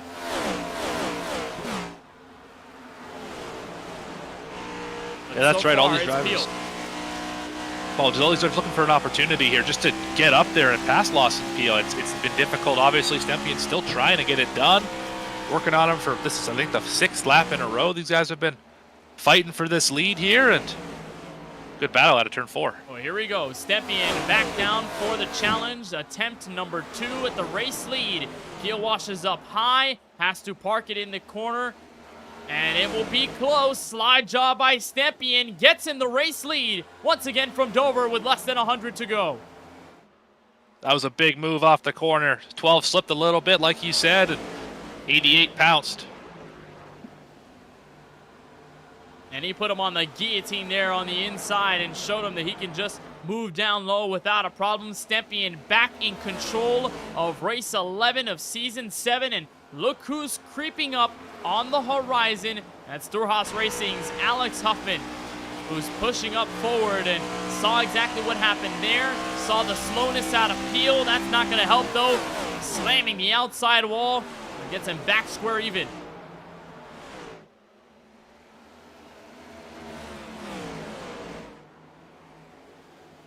Driver off the racetrack here, Justin Winters. If you're a Justin Winters fan, he has parked it, unfortunately, for the event here. Going to finish, looks like 22nd, potentially 23rd, if the 90 car is able to run another couple laps here. There's a look at Sean Kalis, who started 21st, and he has 10 laps down and counting in 23rd place. There was something that happened to the SK Sim Racing Chevrolet that we didn't really get a full note of, but there is heavy damage on the front end of his Chevrolet. Has parked him on the pit box, and he will have to spend all that time getting it repaired, or he may just add to the casualty list from Dover, which is appearing to grow quite large. We'll tell you everyone who is DNF tonight as of 207 laps. Curtis Kelly, who's dead last in 30th, Brad Fulham, Dakota Curtis, Wyatt Brackett, Bill Schoonover, Colin Forrester, Logan Sturgeon, and now, like Morgan, you mentioned, Justin Winters for Allen's Legacy Racing. We mentioned that pit road speeding penalty, pit entry penalty that he picked up early in the race in stage 1. Nothing really went his way after, and he could not find his way to rebound like Dennis Rodman. It never worked out for Justin Winters tonight. Couldn't get back on the board, and unfortunately, he is out of the race. 208 laps in the books, as there's Austin Reedy getting by for 5th place over Ray Rogers. Well, to be fair, nobody can rebound like Rodman, so. That's true. Him, Andre Drummond, any other big-time rebounders? Udonis Haslam? I would say Bill Russell on that list as well. Russell, yeah. Maybe Will Chamberlain, too.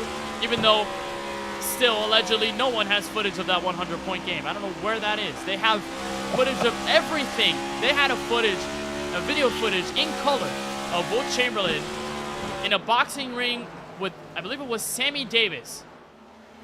And yet they don't have footage of the 100-point game. I don't know how. Unreal. Well, I'm sure Stepien is looking for a memorable moment tonight, looking to cash in on a bucket And then a bucket in this case would be the race win. And that would be his second of 2024. And boy, it's been a season to note for Steven Stepien over the course of the year. It started off with a bang and a car sideways and into the inside wall. Stephen Harlow hard into the wall on the back straightaway. Caution flag is out at lap 211. Stephen Harlow is toast. Yeah, he lost the magic smoke out of the engine of that machine. You can see it trailing behind him right there. And it was a hellacious crash on the back straightaway, and it may have involved Ray Rogers in the 23 car. Well, instead, looked like Austin Reedy, who was right in front of him. And a bit of help off the corner. Yeah, Reedy got a pretty good part of that as well. I mean, just loose off the corner, kind of loose center off for the 33, slid up the racetrack. 96 got in the back of him, but 96 got heavy damage in that as well. We'll take another look at it from the perspective of Reedy. And this is right off the corner, slowing up. Does not anticipate that Harlow will back up off the corner that much. He was on a straightforward trajectory to the outside wall, and Reedy could not take that into account in enough time. Therefore, he will have to bring his car down pit road, as everyone else will. But this time, an extended stay. He will have damage repair ready for him on pit road with that 5th pit box. There's Stepien into his first pit box after capturing another pole in his Sunoco Cup Series year. And he'll lift up the jacks. There's Lawson Peel, who had stolen the race lead from him. He won't be able to grab it this time by Stepien, the winner, off pit road. And this sets us up for a run that's about the same length as Stage 2. After all the cautions, going to be right around that 83 lap number to the end of this race. No more pit stops required for your leaders. And that's a good sign. So everyone could be focused on just saving their set of Goodyear Eagles. We know that this is still a valiant run to the finish. And you can't just burn off your stuff without severe consequences on the other end of that. As for Stephen Harlow, it looks like his race is over. He has taken his car behind the wall and into the garage, adding to the list of DNFs that we just explained a little earlier on in the show. So the attrition hitting high at Dover Motor Speedway, and it's not looking good for Harlow, who we said earlier in the show had been picking things up, getting some solid finishes, and showing that he is one of those rookies to be remembered in Sunoco Cup history. Unfortunately, tonight will be dealt a little short, as the field of lap cars will go around next time by, it feels like. iRacing official pace car still with the lights on. And Lawson Peel giving a little tap there to Steven Stepien, possibly just a little respect there. When we're talking about Stepien, right before that caution came out between Austin Reedy and Stephen Harlow, Stepien has been through everything, it feels like, in 2024. Like we talked about the win at Daytona after all 3 green-white checkered attempts were exhausted. Every caution was falling at the end of that one. Stepien was able to walk away victorious. But then shortly after that, in the weeks following, Steven Stepien had torn his Achilles heel. And that left him with a long road to recovery. Several races where he attempted to qualify, but the pain was too much to bear, and he would park it after the first stage, or in some cases after the first 60 or so laps. Many events to where he possibly could have won had it not been for the injury, but his relentlessness paid off.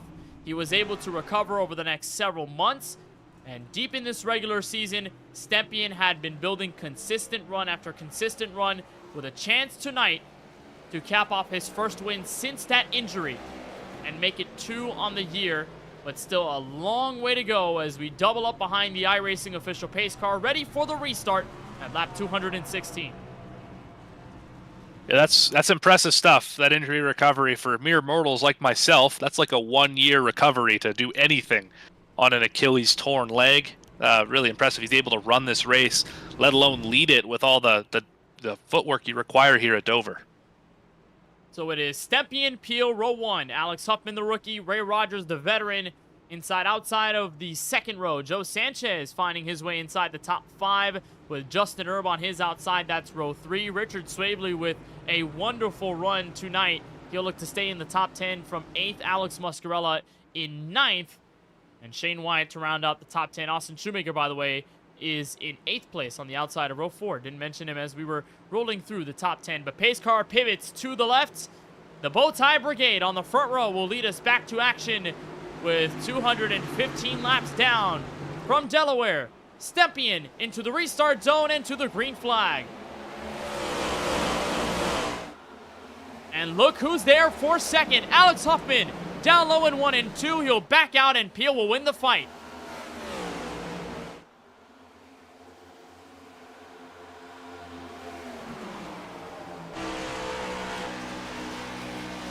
On board with Joe Sanchez as he pushes forward in 4th place.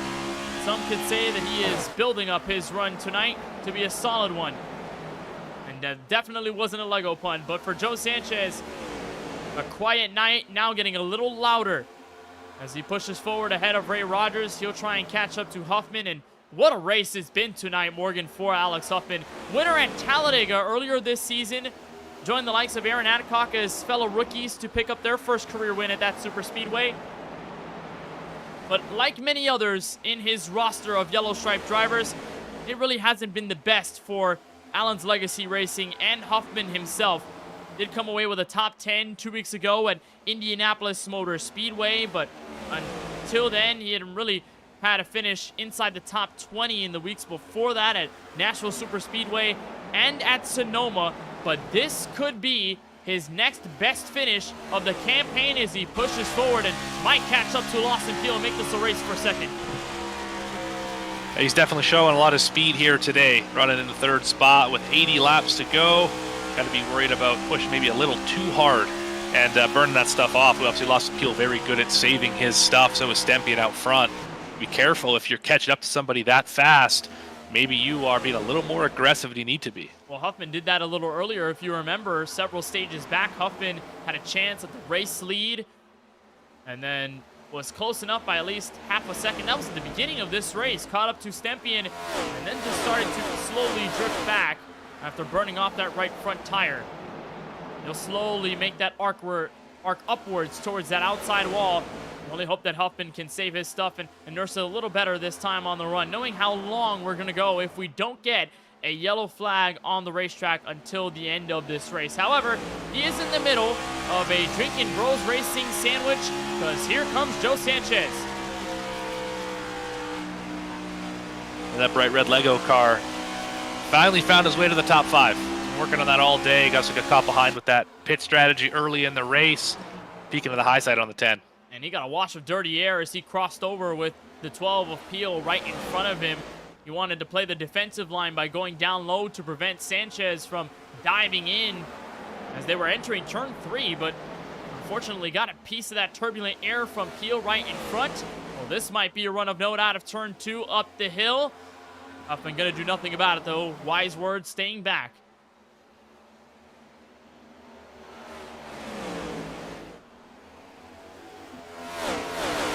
Battles inside top 10 position. Alex Muscarella and Shane Wyatt going at it for P9.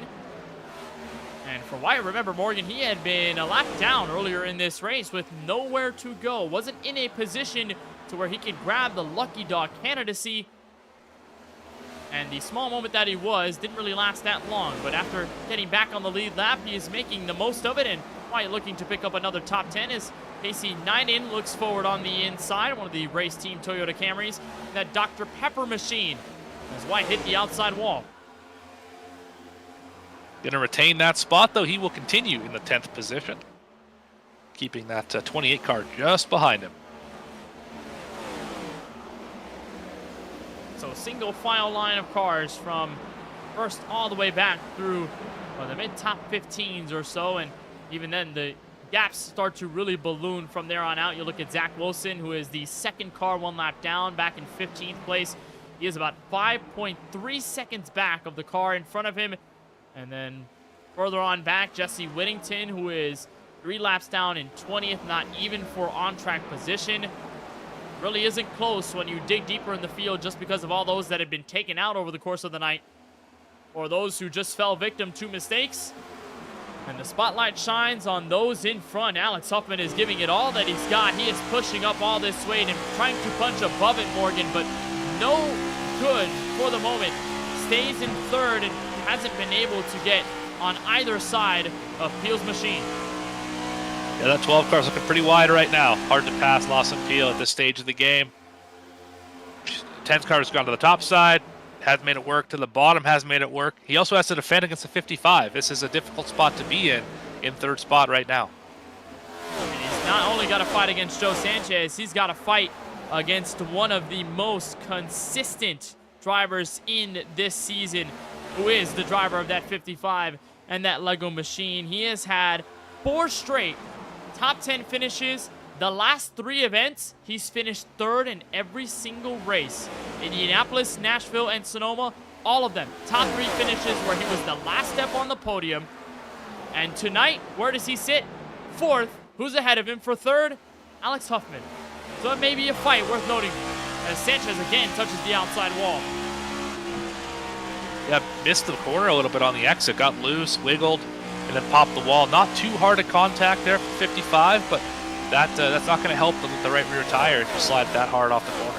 Only 2 finishes outside of the top 10 for Sanchez this year. It was 28th at Texas Motor Speedway, 36th at Kansas. Other than that, every race we've seen him in, he's finished inside the top 10, and that, of course, includes the win that locked him into the 2024 playoffs at the Last Great Coliseum in Bristol, Tennessee. So Sanchez, arguably the best consistent driver over the campaign, and one of those that thankfully has a win to give him a golden ticket, even if he wasn't having the greatest of seasons. But he's just demonstrating to the field that it doesn't matter if he has a win in the bag. He wants more, and he'll be definitely on the hunt for it. As he comes back up to Huffman, again slaps the outside wall. You can see a bit of the damage building up on the right front. That's something you don't want to see, Morgan, because after sustained hits, that toe link may start to slowly rip apart, and you'll get a car that'll become a little more undrivable by the lap. Yeah, to really hurt the tire wear. If you bend that toe link in, toe it in a little bit, you will absolutely shred the right front tire. Oh, huge hit for Lawson. Lawson had a big stuff of the outside wall. There's Huffman down low for 2nd, and he's got it. But Peel's not done yet. He'll go back down low for the crossover. It may not work as Huffman stays up high. And the Ford Mustang for Allen's Legacy Racing holds his own. Alex Huffman, the rookie, stays in P2. That's really the only mistake I've seen out of the 12 all day, but he caught that wall good off the exit of turn 4. So here's a look at it off of 4. And it looked like that was courtesy of getting the apron. Car wiggled quite a bit. Got a piece of the outside wall, and that is all she wrote to give Alex Huffman 2nd place on the racetrack. And then comes his teammate Sanchez, who has had his fair share of hits up high, as Huffman pulls away from the 2-time champ. And one more car to beat. This is exciting for Alex Huffman, getting a chance at the leader with under 70 to go.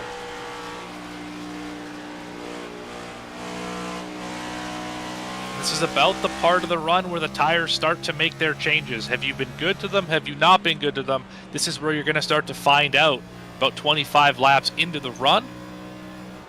Like you said, we're under 70 to go. And as this track has changed, we saw an upwards of 95 degrees Fahrenheit on the track surface in the middle of practice. Track temp sitting at 89 degrees in the air. Pretty cool at 67. Not the hottest it could be here at Dover. A lot of times we see a track temperature that sits easily in the 110s, 120s. As the sun peeks out through the clouds once again, doesn't seem to be that big of a factor. And we should have it continue to drop down as the afternoon in sim progresses. A bit more grip on the race cars, perhaps, but with all of the rubber put into the racetrack, it'll surely be a lot slower. And we know that these drivers now on 26-lap-old tires. So, Morgan, are we thinking an earlier stop for these guys up front, or are we thinking perhaps something like a stage 1, just adding a pit stop where you go as long as possible before you even consider getting a stop in? I don't think you have to come back to pit road if you're in the top 5. Even I think if you're on the lead lap, I don't think you come back to pit road. because we pitted with about 80 to go, you're good to the end. We've already showed you can do it twice in stage 1 and in stage 2. They went 90 in each of those stints. So I think the pit cart's probably packed up unless there's late race caution. Well, you're right. We may see a caution, though, that could affect the outcome of this race, and we'll have to force these guys to gamble quite a bit. Could 2 tires be a potential and plausible option? We've seen that happen before and work out quite well. With these next-gen cars, that the tires don't really wear out as much as a lot of the other stock cars on the iRacing service. You know, you could gamble on 2 and still pick up a lot of pace on those who even then slap on 4 new sticker tires. Richard Swavely, Justin Erb, battle for P6 as Erb once again has the tussle with the outside wall.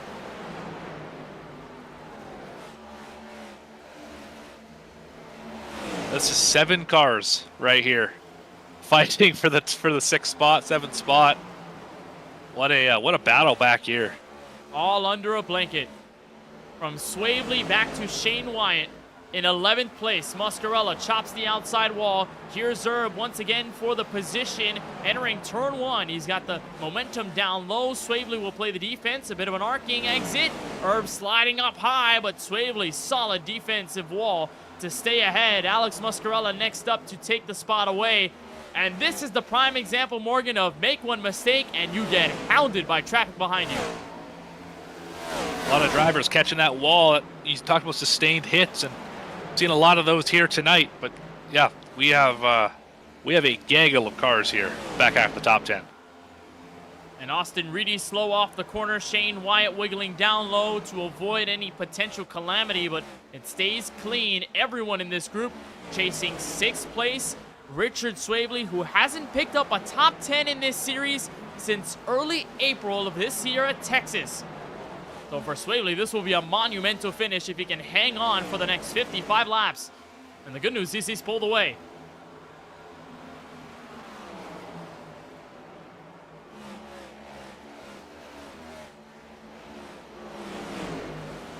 So Erb getting some help from Austin Shoemaker. Wiggle sideways. He collects it. And the aggression is turning up for P8 right now on the racetrack. Shoemaker remains up high. There's the crossover attempt. Erb playing defense. And this is great stuff we're seeing inside the top 10 is one car going down low to the inside lane and on pit road. I believe that is the 3-chi machine of Kip Easley, who is 3 laps down and falls to 18th on the racetrack. How about this? 2 wide, 2 rows deep. And Shane Wyatt brushing the wall, but still in that heavily contested fight with the points leader. Yeah, these are dangerous times right here. This is difficult to navigate this properly. Because one slip from any 4 of these drivers, and you have a lot of wrecked race cars. It could create the biggest wreck of the night. We haven't seen as many cars get stacked up in an incident, thankfully. Maybe the max, maybe 2 or 3, but for the most part, we haven't seen any number exceed that over the course of the race. And how tough has it been for Austin Reedy, being involved in that incident there with Stephen Harlow as an innocent bystander off of turn 2 and falling a lap down, having to work for a lucky dog candidacy position, which he ended up getting. And now on lead lap terms, trying to cut through a really tough and scrappy top 10. And these are a lot of drivers that have won races in the series, but many of them don't have a lot on their list to count on, and a lot of these guys are basically just fighting tooth and nail every single race just to have a good finish. Maybe for Austin Reedy it's a little easier since he's one of the top drivers in this series, but for a guy like Austin Shoemaker, like we said, who hasn't really had a decent finish this season, guys like Justin Erb, who has picked up the consistency but also hasn't been able to win this season. A Brandon Banks, who's struggled despite winning here last year. Shane Wyatt, a rookie who's starting to get his bearings together. Casey Knighton in the 28, who's driving for a race team and also hasn't found the best of seasons. These are all guys that fight for stage points and fight for good finishing positions, and they give it their all every single lap, and it is so amazing to see. Yeah, that's one thing that you need if you're going to be a race car driver, iRacing, or professionally. You need to be persistent. you can't give up when things get difficult. You have to keep going. You got to fight through it. A lot of these drivers have had tough races so far, just with the way the strategies worked out, been caught a couple laps down. Nobody's given up. Everyone continues to fight, and they're being rewarded with good positions right now. Well, as they fight for top 10 position, this is the look up front. Steven Stepien up by half a second over Alex Huffman, then the tune of 0.3 back to Lawson Peel. Your top three covered by at least 0.9 of a second, so all of them basically under a blanket with under 50 laps to go.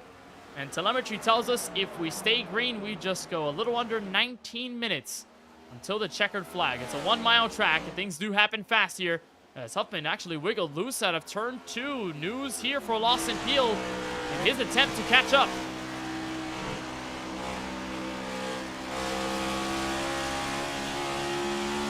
Yeah, solid run out of turn 4 for the 12. He's going to close right up to the back bumper of Alex Huffman. Different lines here into turn 1 and 2. Battle for second. Peel is going to fight as much as he can. He won't go out without a sound, and here he goes. Dive underneath, a perfect crossover attempt, and parked it down low to get his Chevrolet underneath the 10 car, and that's payback given. Lawson Peel forces a mistake out of Alex Huffman and takes away second, but Huffman is going to stay back there, and this race surely isn't finished.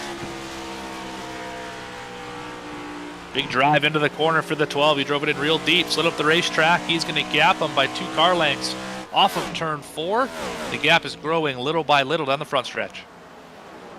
And meanwhile, behind them, gap has also turned up a notch. Ray Rogers, who has collectively stayed in 4th.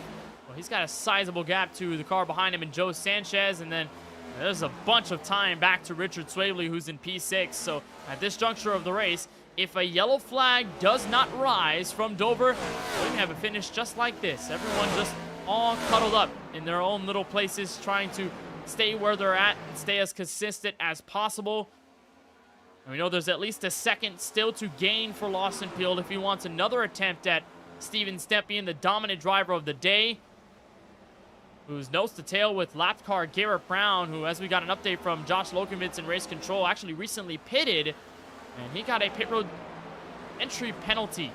We'll spend 55.3 seconds down pit road. Garrett Brown, an all-star winner, season 1 champ, has been one of the OGs in this series. If you're not talking about guys like Dustin Reeves or Dakota Curtis, Garrett Brown has been in this series since the beginning. And as we send Sunoco Cup Series off after the 2024 campaign, we have to honor guys like Garrett, who has stuck with this series ever since the inception and has definitely found some wonderful moments over his career. And for Brown, while it's not his race to win tonight, and maybe a race that eliminates him from top 15 contention as he sits 6 laps down, we got to commemorate those who have been around since the beginning. And we're surely going to miss watching Garrett Brown on the racetrack, a man with many talents on the sim. I know one of my fondest memories of watching Brown on the racetrack was him at Texas Motor Speedway with the Gen 6 cars several seasons back, where he was in a fantastic battle with, I believe it was Wyatt Brackett at the time, and Brown was one of the strongest cars of that race. And so as he runs in 18th, we'll keep an eye on him and the rest of the field as we move forward. How about this? Door-to-door for P9, Brandon Banks and Austin Shoemaker.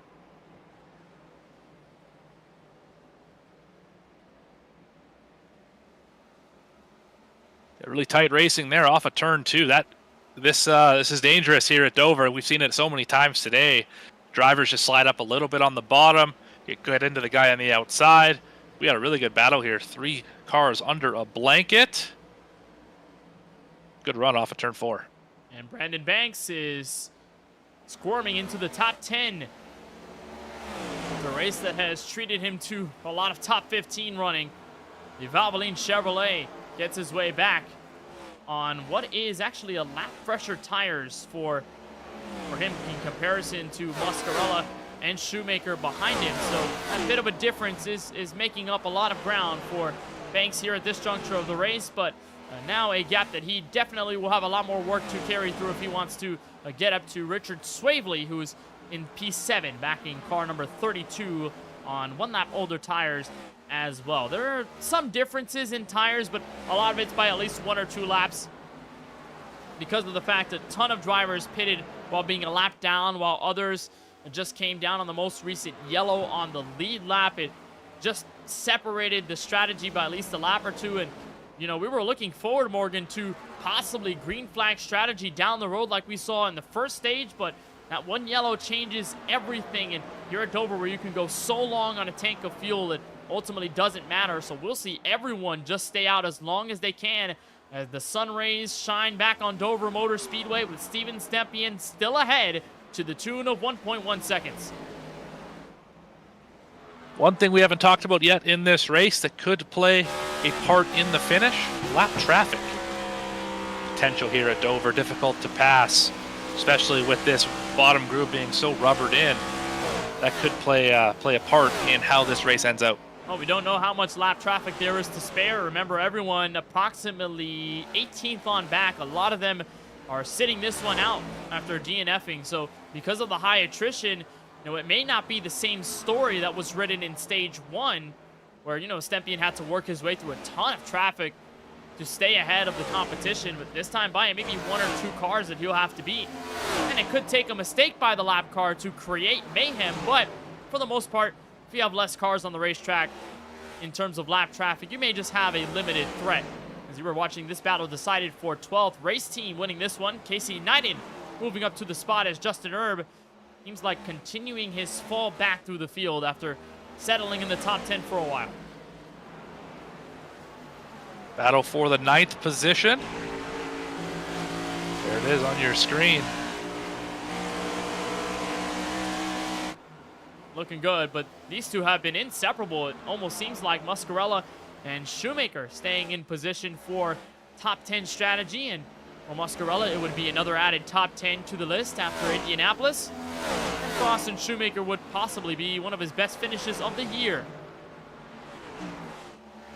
As Shoemaker's doing whatever he can to get a run off the corner and to beat this Lowe's Chevrolet, and that's something you got to do at a track like Dover, where the lanes are plentiful and the oval refresh definitely works here better than it does at a lot of the other ovals. Shoemaker, what a tough hit to a wall, and that'll set him back some car lengths. Yeah, that was heavy contact. Trying to roll the top side, not enough room out there. And he hit it hard. Gotta know how damaged that car is. It seems to be trudging along just fine. We'll keep an eye on this. Shane Wyatt not too far away in the background. And another coughed up mistake by Muscarella could keep Shoemaker in this fight for 9th place. So it certainly isn't over yet. And while these two go at it, Muscarella is loose. A bit of contact between the two entering turn 3. Yeah, this is a battle. Absolutely. They brought their stuff out here today. This is they're blocking each other down the straightaway. This is crazy for 9th spot. He's giving him help off the corner. And, you know, Morgan, have you ever driven Dover at least this long on iRacing before? Sure have. What's it like for your perspective to drive this track, especially down this run as it continues to get physical up here? Yeah, it's awful. You're tight. You into the corner, you're loose. In the center of the corner, it doesn't turn. Off the corner, you're super loose. And then you got to deal with 9 degrees of bank on the straightaway. Add other cars on top of it. It is such a frustrating racetrack to be on this deep into a run when you're slipping and sliding all over the place. It just makes it hard to put your car where you need it, and then the other drivers take advantage of that. And have you ever broadcasted a race here? That's a good question too. I have earlier this season, Racing Revolution here at Dover. All right, so if you were to rank the tracks in, you know, look at S tier, you know, A tier, B tier, and so on and so forth. If you were to add tiers and a list of rankings for all the tracks that you've broadcasted, what would be at the top and why? Oh, that's a great question. Super Speedway races got to be near the top. Always exciting. I do like Dover. That'd probably be an A tier track for me to broadcast at. That race and this one here have both been pretty green. A lot of good racing. Yeah, there's lots of places that I enjoy broadcasting, so I think most of the races would qualify as S tier or A tier for me. I haven't really seen a bad broadcast here on VSPEED yet, bad race on VSPEED here yet, so that's my answer. Well, honestly, I think there's not a bad race at all on VSPEED. You gotta say there are no bad races on VSPEED at all. But I like that answer. Okay, so you'd put Dover in A tier then. I would say so, yep. All right, interesting. Honestly, you know, Dover is one of those tracks that could go to either side of the pendulum. You look at a race like tonight where, sure, there has been a lot of attrition, but there has been plentiful green flag racing to go with it. So it hasn't felt like a caution fest. It hasn't felt like a race that has taken a ton of drivers out. Had a QSR Xfinity Series broadcast a couple months ago, also on VSPEED, and that was wonderful. There was a broadcast I did a little while back for another championship I did on my channel that had some championship playoff drama to go with it, and a penalty that basically stole the win away from a driver who thought he had walked away victorious. You know, Dover's one of those tracks that you kind of never know what it could give you, but because it requires so much discipline and so much skill and patience to maneuver around, it definitely creates bangers, and I'd say tonight it's been one of the fun ones to watch. And also just a demonstration of how good Steven Stempien has been over this race. Surely the best driver of the night as it goes down. Now, if we're asking best tracks, what's the worst that you've ever broadcast? Kern County. Kern County, okay. Why is that? I've never actually broadcasted a race from Kern before. Well, it's pretty new to the service, as most iRacing fans know. It's one of those racetracks where you kind of enter high down in the center on the bottom, and can exit high again, kind of like Dover, but just a lot smaller in scale. Really easy to run over people at that racetrack. The tires wear a lot. Often has a lot of incidents, and it's hard to get a good run going at Kern County. Those kind of races are difficult to kind of watch from a broadcast perspective as well as a spectator perspective, when you can never really get this great green flag racing like we're watching today. Yeah, I get what you mean. Honestly, a lot of the short tracks can find themselves in the lower tiers, unfortunately. Even if they're remarkable short tracks in real life and in the sim to drive, it just could be a mess sometimes when you put some drivers in it together and create a league race. I'd honestly say Martinsville is at the bottom of my list. I've seen a lot of caution-filled events at Martinsville before. And while the track is actually fun to drive with most stock cars and most cars in general, you know, racing at Martinsville, you know, is conducive to tons and tons of yellow flags just because everyone's in close quarters with each other. You know, there are always miscommunications with when you want to hop on the brakes, so a lot of that can create some drivers sending others into the corner, which will create cautions. Those who end up getting loose off the corner because there's somewhat of a little dip off of turn 2 and even a bit in turn 4. As we watch this side-by-side battle for 9th, Muscarella lost the fight to Shoemaker and now playing defense on Shane Wyatt. Actually, this is for 10th on the racetrack as it stands, with Casey Knighton in the background in 12th. Oh, and Muscarella straight up into the wall, and there's Wyatt back down low. As we'll get back to action on the racetrack, now Casey Knighton flanks underneath. We're 3 wide momentarily, and Wyatt breaks free to the top 10. Got a good one for second as well. Lawson Peel under fire from Alex Huffman. Yeah, it's looking good. We were looking at that just a moment ago as Huffman was chasing the Mississippi native down, and this has been one of the best tussles we've seen all night long, especially as of late. Huffman, you got to give him props, even if he isn't able to walk away with a checkered flag tonight, for just how fast and consistent he's been over this race. Let nothing faze him, and here he is going against one of the best in this series. And look at that approach, floating up high, arcing down low. Look at the time he gains on the straightaway. There he is, entry turn 3.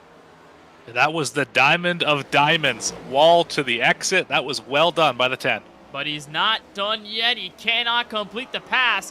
Peel holds off Huffman again. And this battle will stretch onwards with about 12 laps to go.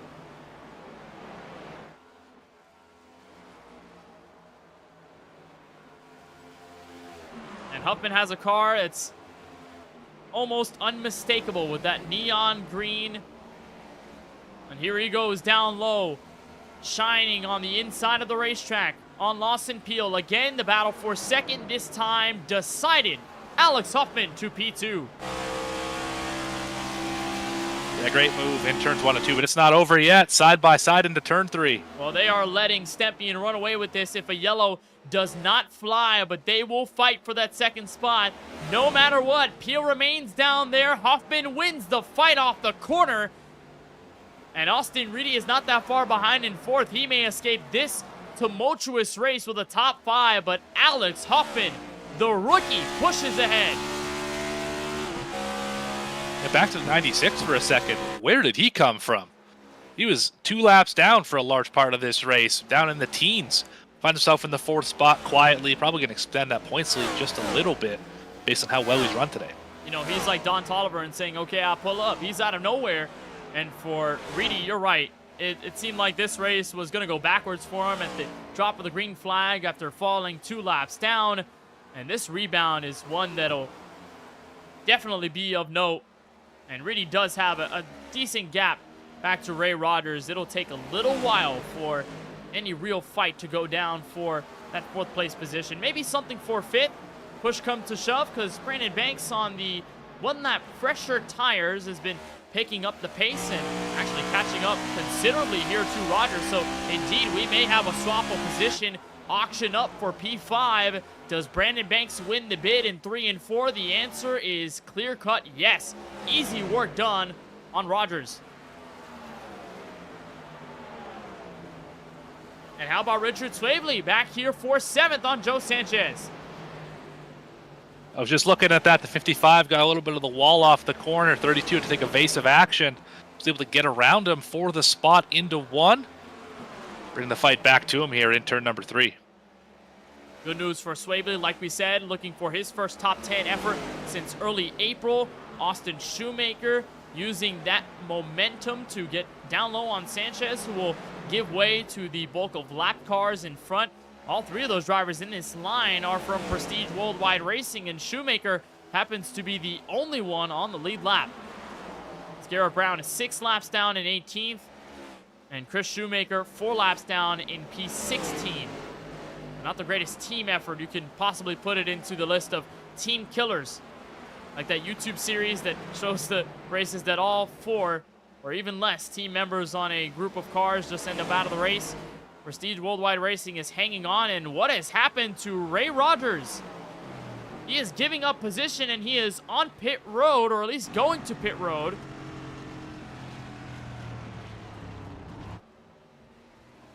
Did he This run is an out of interesting fuel? call here. I don't know how. We've only run 82 laps. We did more than that in both of the first 2 stages. I don't know why he'd bring it down pit road with only 5 laps to go. It looked like the revs were wiggling just a bit. It may have seemed like Ray Rogers possibly miscalculated on his last pit stop. It appears he does not have enough in the tank to keep going. So what a blow that is for the Florida native of Rogers, who will have to sit this one out for a couple more laps and get back underway. He surely will fall a lap down. He drops back to P12 as Steven Stepien, 5 seconds ahead of Alex Huffman, catches 3 laps to go.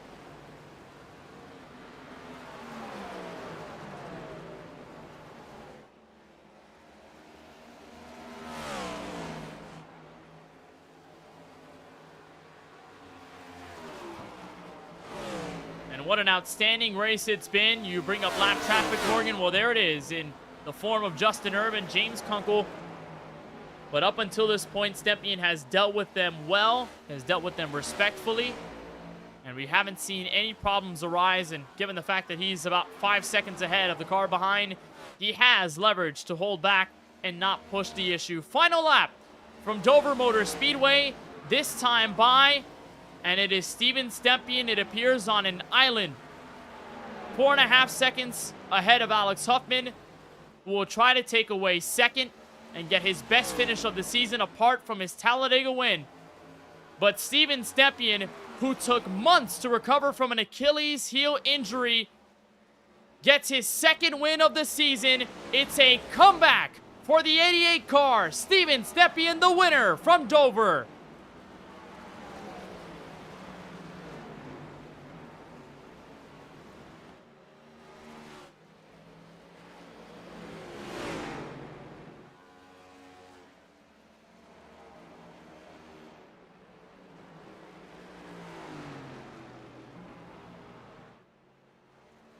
What a Just drive. Incredible effort here today. 258 laps led. That is unbelievable at a place like Dover. He leads almost every single lap. And for the second time this season, Steven Stepien brings you tonight's Sunoco winning moment. More high-performance racing engines rely on Sunoco race fuels than all others combined. And for over 50 years, Sunoco has been providing the top best race cars with top-quality fuel they can trust to power them to the checkered flag. Sunoco, fueling victories from track to tank.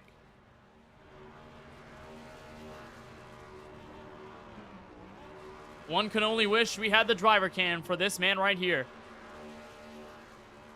I couldn't imagine what the celebration looks like.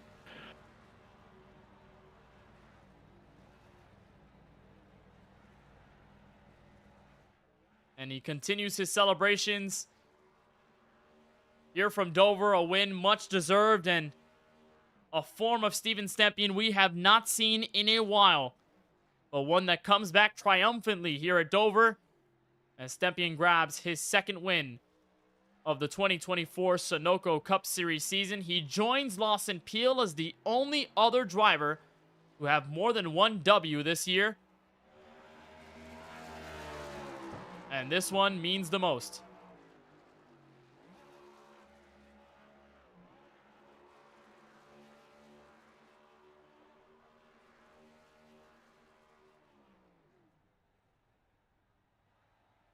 Stepien parks it on the back straightaway.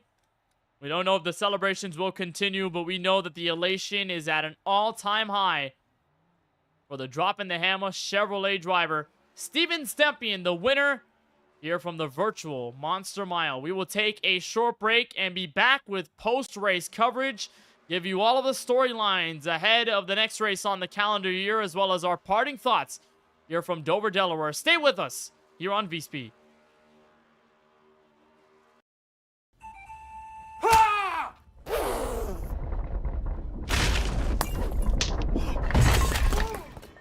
What got into you? At Sunoco, we know how to fuel peak performance. Fuel your best. Fuller, yeah. Needed F-150 for Smith build. Got it. Yesterday. I know.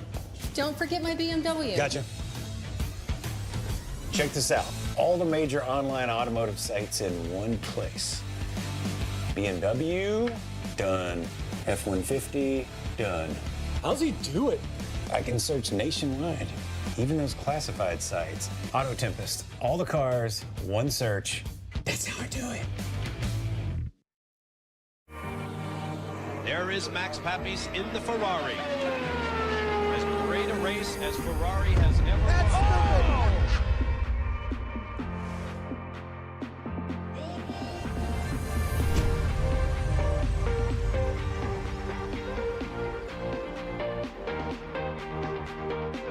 The steering wheel for me has always been a sensitive spot. There's a whole experience there that we're all trying to refine. Max Pappas, he asked me one day, he says, what can I do at a wheel? I said, well, with the new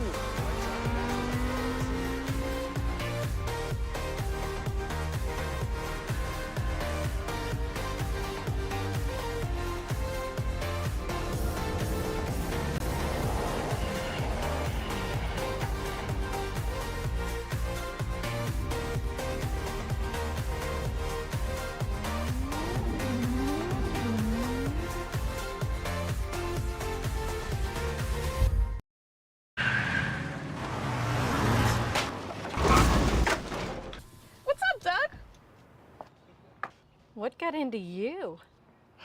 At Sunoco, we know how to fuel peak performance. Fuel your best.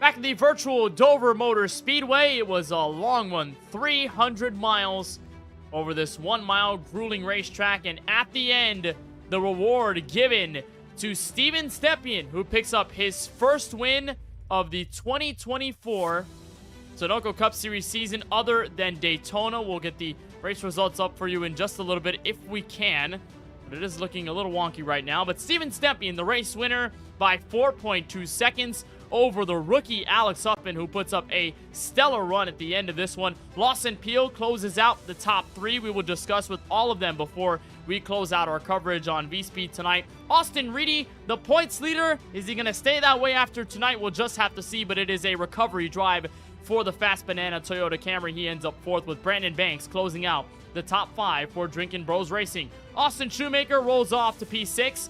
P7 will go to Richard Swabley, getting his best finish since early April of this year. Casey Knighton for Race Team in the number 28 ends up 8th place. 9th will go to the rookie Shane Wyatt, and Joe Sanchez in the 55 rounds out the top 10. In the 11th spot, Justin Urban, the 20, will be the last car on the lead lap. First driver laps down, Ray Rogers. After that late pit stop, we'll put him back to the 12th position. Finishing 13th today was Alex Muscarella in the 48 after a lot of wall contact. Finds himself with a top 15 finish nonetheless. Zach Wilson had a bit of a difficult day, 3 laps down in 14th for the 51. 15th position, the 45, I believe that's where he started. In fact, James Kunkel in the 45. Finishing 16th was Chris Shoemaker in the 4. 17th was Kip Easley in the 8. 18th was Garrett Brown, one of the OGs we were talking about during the race. He was the last driver running in this event. 19th, Jesse Whittington, who was running in the top 5 for a good amount of this race in the 94. He will finish in the 19th spot.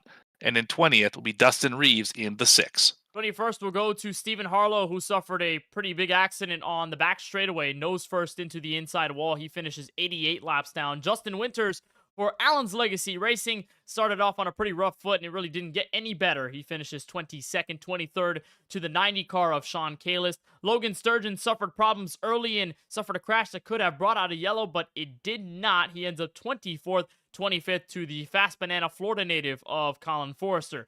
Bill Schoonover ends up P26. 27th will be Wyatt Brackett. 28th for league owner Dakota Curtis. 29th to Dakota Curtis, Brad Fulham, and Curtis Kelly bring us the end of the 30-car field from the virtual Dover Motor Speedway. And with that, we will bring in the race winner for the second time in 2024.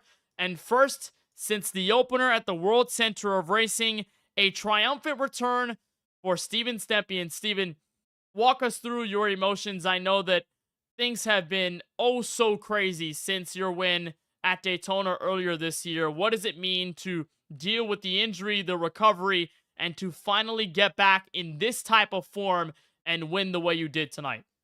Oh, man. This one's special. I had a little chip on my shoulder from last year. I really felt like I dominated this track, and I should have got the win, but Brandon got one. So I was coming back here, date circled for this track. I wanted my redemption win because I've had a lot of success here. Not in this league, but when I first jumped on the sim, this was one of my first places that I got a win at for iRacing, and just multiple league wins in other series like across the board.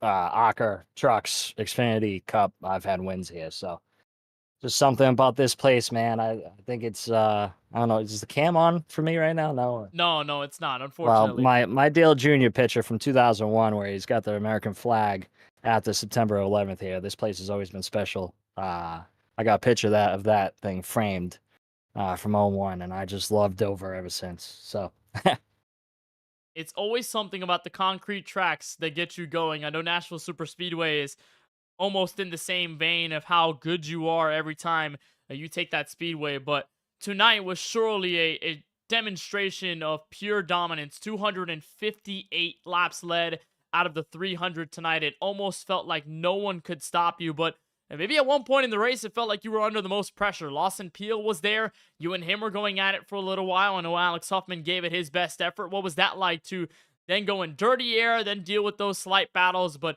ultimately win out in the end? Oh, yeah. I mean, that was, I knew it was coming as soon as I saw Lawson in P2. But I knew I had the stuff after that first run when I went the whole stage. And I was just, pace was, nobody could touch me on pace on that first long run. So I knew I needed to tweak some short run stuff too, because I knew I had the long run. And with Lawson, I mean, he's, it's Lawson. So keeping me on my toes every time I'm around him. I just knew I had to change my driving style from the first stage going to that second stage because he got the win off the second stage. I mean, we battled hard. I tried everything I could. I think I burned my stuff up a little bit more on that high line, trying to hold him down and pinch. I mean, I'm sure that was a good few laps for the viewers out there. That was fun in the car. But I should have let him go. I thought to myself I should have let him go, but heck, man, let's just battle it out. I wanted to sweep, pole a couple stages in the win, but I learned something from there. Going into that last run there, I knew I was just going to let him go. After he got that stage win, I was going to play with him a little bit, kind of conserve my stuff, and I was just dirty air. After that was, it took me like 10, 15 laps. I ended up passing him, and I knew at that point I don't think anybody was going to be able to touch me after that, unless I got caution. This is your 8th career victory in the Sunoco Cup Series, your 2nd this season. You join Lawson Peel as the 2 drivers now that have multiple wins in 2024. Based on the time between the Daytona win to kick off the year, then the injury, the time off, and then finally getting back into the groove of racing on the sim as you recover and getting this win in this way, what type of confidence does that give you going into the finale races of the regular season and the start of the playoffs? Confidence is sky high. I mean, the Achilles isn't 100%. That's still probably got another 7-8 months before that's 100%. But it's good enough to do what I need to do to win. But the confidence is pretty good. I gave one away in Nashville with the contact to Mario. I felt like that should have been another win for me. And then I unfortunately missed Indy. Indy's another great place of mine. I texted Lawson right after he got that win. I was like, "Yo, lucky I wasn't there, buddy," because I love Indy. Indy's fun. But we got some money tracks of mine coming up, and I'm looking forward to this part of the schedule. Darlington got a win here already. Got a couple of wins in other series at Darlington. Daytona's Daytona. Atlanta's Atlanta. Richmond's great. Watkins Glen, Michigan have a few wins there. Talladega, I have a win there. Vegas, I got a win there. Homestead, I dominated last year until the last caution. So I say confidence is sky high, Kenny. Honestly, I would hope that you have told Lawson Peel after Indianapolis, watch out for Dover because I'm going to be cooking. I guess that's exactly what happened tonight. I told my teammates, man, I had a couple of things going on today, and I got here with no practice. I got here at 7:45, right in time for the drivers meeting, and I said, I'm gonna just no practice this thing and try to win the race, and called my shot. So I like it. Well, it's your 2nd dub of the season. This one obviously adding on to the momentum for your push at a Sunoco Cup Series championship this year. Before we let you go, Steven, on behalf of all of us at VSPEED, congratulations on the win. But anybody that you want to congratulate and thank on the way out? Oh, yeah, obviously. You guys over at VSPEED for the broadcast. You guys do an amazing job. Love rewatching everything. My teammates at DTH, I know they've had a rough season. Alex and Dakota keep having connection issues. Alex is just wrong place, wrong time every race. So hopefully we can get that stuff sorted out. I feel like it was my Achilles injury that kind of screwed everything up for our team, and it's been downhill since for the team. But we'll get there. I'm just trying to get these guys a few more wins before we end the year. And then obviously my pop's out there, my beautiful wife, my baby girl that was born a month ago, my son, my 3-year-old. So life's good, man. I love to win. I'm pumped, and we'll take this stuff to Darlington. On the way back up and looking to go 2 in a row at the Lady in Black, if you can do it. Steven, on behalf of all of us at VSPEED, congratulations on the big-time win. I know this one means a lot, and we were so happy to see you cross the checkered flag first. Congratulations on the dub, and we'll see you at Darlington on August 18th. Thank you, guys. I appreciate it. See you in a couple of weeks. So that is Steven Stepien, who returns to victory lane in style after leading 258 laps. surely enough, dominance is the understatement. We'll turn to the driver who finishes in P2, Morgan Cook. You've got the rookie, Alex Huffman. You got a copy, Alex? Yeah, I got you. Yeah, Morgan and Kenneth up here in the booth. Solid run today. Started in the 3rd spot and just kind of hung around there. That entire race ended up coming home in 2nd. That battle with Lawson Peel at the end was quite an entertaining one for us up here in the booth. What did you need more to go get Stempian up front? Talent, most likely, because he found something here that I could not find to save my life. I was asking him things under cautions there, like what he's kind of doing, and trying to learn from him just to try to keep up. And that last run, I just saved, and then I felt like I saved, but I did not save enough because he was still pulling away there at the end.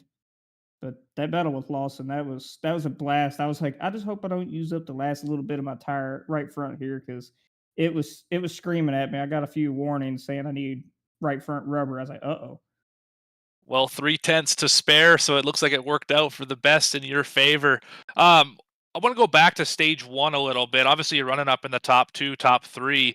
And did you think you were going to run that entire stage without pitting, or was your plan coming in to kind of pit partway through the stage? I didn't think the tires would honestly last 90 laps, so I was going to always pit, which I did. And when I realized, I was like, oh, they got at least 2 laps on me. I was like, I'm going to be in trouble here because I don't know if I'm going to get enough time. And Stimpy had such a pace on long runs there. He was only about a second off of what I averaged out at, around a 23.9. He was right there at a 24 flat, or a 25 flat, 24. And I was like, oh, I'm in trouble. Luckily, I got the lucky dog at the last second there. Almost got my lap back the hard way, but it was a fight. I didn't realize that. And then I kind of learned after the fact. I was like, well, if it's 90 laps, I'm not pitting. I'm just going to stay out and run as long as I can and save this right front. I think you were one of the few drivers who had that strategy, who it worked out for them because you're able to catch that lucky dog and come out where you did. But for most, they pitted, halfway through that stage and never did recover. So it was a good learning experience and good attempt by you there on the strategy. Yeah, I mean, you're going to gain some points here, I'm thinking. Probably chase up onto that top 10 in points here. How does that feel this deep into the season? It feels pretty good. It's ever since Talladega, it has not been the best of luck wise. I had a good run. Felt like coming at Sonoma, and car broke on me. Nashville got collected in other people's messes. Just pretty much how my season's gone since Talladega, is just getting collected in other messes that I shouldn't have been in. And finally, for once, I avoided the messes here when I got the lucky dog, started in the back, and it's just been kind of rough job wise and everything else going on in the industry with me. And it's just been, praying, and luckily finally got some good stuff going on. And I guess it's just a whole swing of good momentum now. Yeah, they usually come in bunches and waves, don't they? But who do you want to shout out and thank for this second place finish here at Dover tonight? Of course, got to thank my friends and family who support me. My cousin Justin, who always eggs me on to come race. Makes sure I race with him all the time. My teammate on Allen's Legacy Racing. Deb at Old School Diecast, she's always on our cars. I know she might be watching. If not, I got a surprise for her coming up here tomorrow. Hopefully going to get it printed off at the shop and wrap a little old Mustang 3D car we printed off for Stuart Haas, so we templated the old car with, and give it to her as a little thank you. But that, of course, Dustin and Dakota for putting on this league. I hate that it's the last season because I love Sunoco Cup Series. Sunoco for sponsoring this MPI as well. Kinder Performance Group as well. If you ever need a card at Millbridge, he's the man. He can build you whatever you need. Right on. Well, congratulations on this second place finish here at Dover. We're going to send it back upstairs to Kenneth Bueno. That is Alex Huffman in the 10 car getting his second place finish. And that is, again, like I said, his best finishing position since his dub at Talladega Superspeedway earlier on this year. We'll turn to one of the more experienced drivers in the Sim and in the Sunoco Cup Series, Lawson Peel. And, they say in the game of basketball, it is a game of trends. I'd say though, that in the 2024 Sunoco Cup Series season, Lawson, you are running the game of trends, and it seems to be the current status is upward. 5 straight top 3 finishes. I know tonight wasn't a win, and it wasn't your 4th on the year, but what can you say about how the consistency has brought you forward and how you're just striking the iron when it's hot? Yeah, certainly happy about all of that, and happy with third place tonight too. Knew Steven was going to be really strong tonight. This is one of his, two to three bread and butter tracks. Dover, DOVAH as he calls it, and Darlington and Gateway. Loudon. Those are his kind of type of tracks. Me, I kind of got my 2 or 3 Kansas Homestead Auto Club. But so I knew he was going to be really strong tonight, and yeah, he was just really good on the long run. Obviously, that last run there was probably my worst long run of the day or the night. And I know he gapped us pretty good. I know some of that was clean air, but certainly not all of it. I think he was doing a better job. I was 18% right front, 30% right rear there at the end. So just really wore the rears out. And the first stage, I was 18.47. So whatever I did there in the last stage right there, I think I was just trying to keep the rears hot to not let myself get tight, and ended up I should have just saved both tires. But still had a lot of fun racing with Alex there, and happy to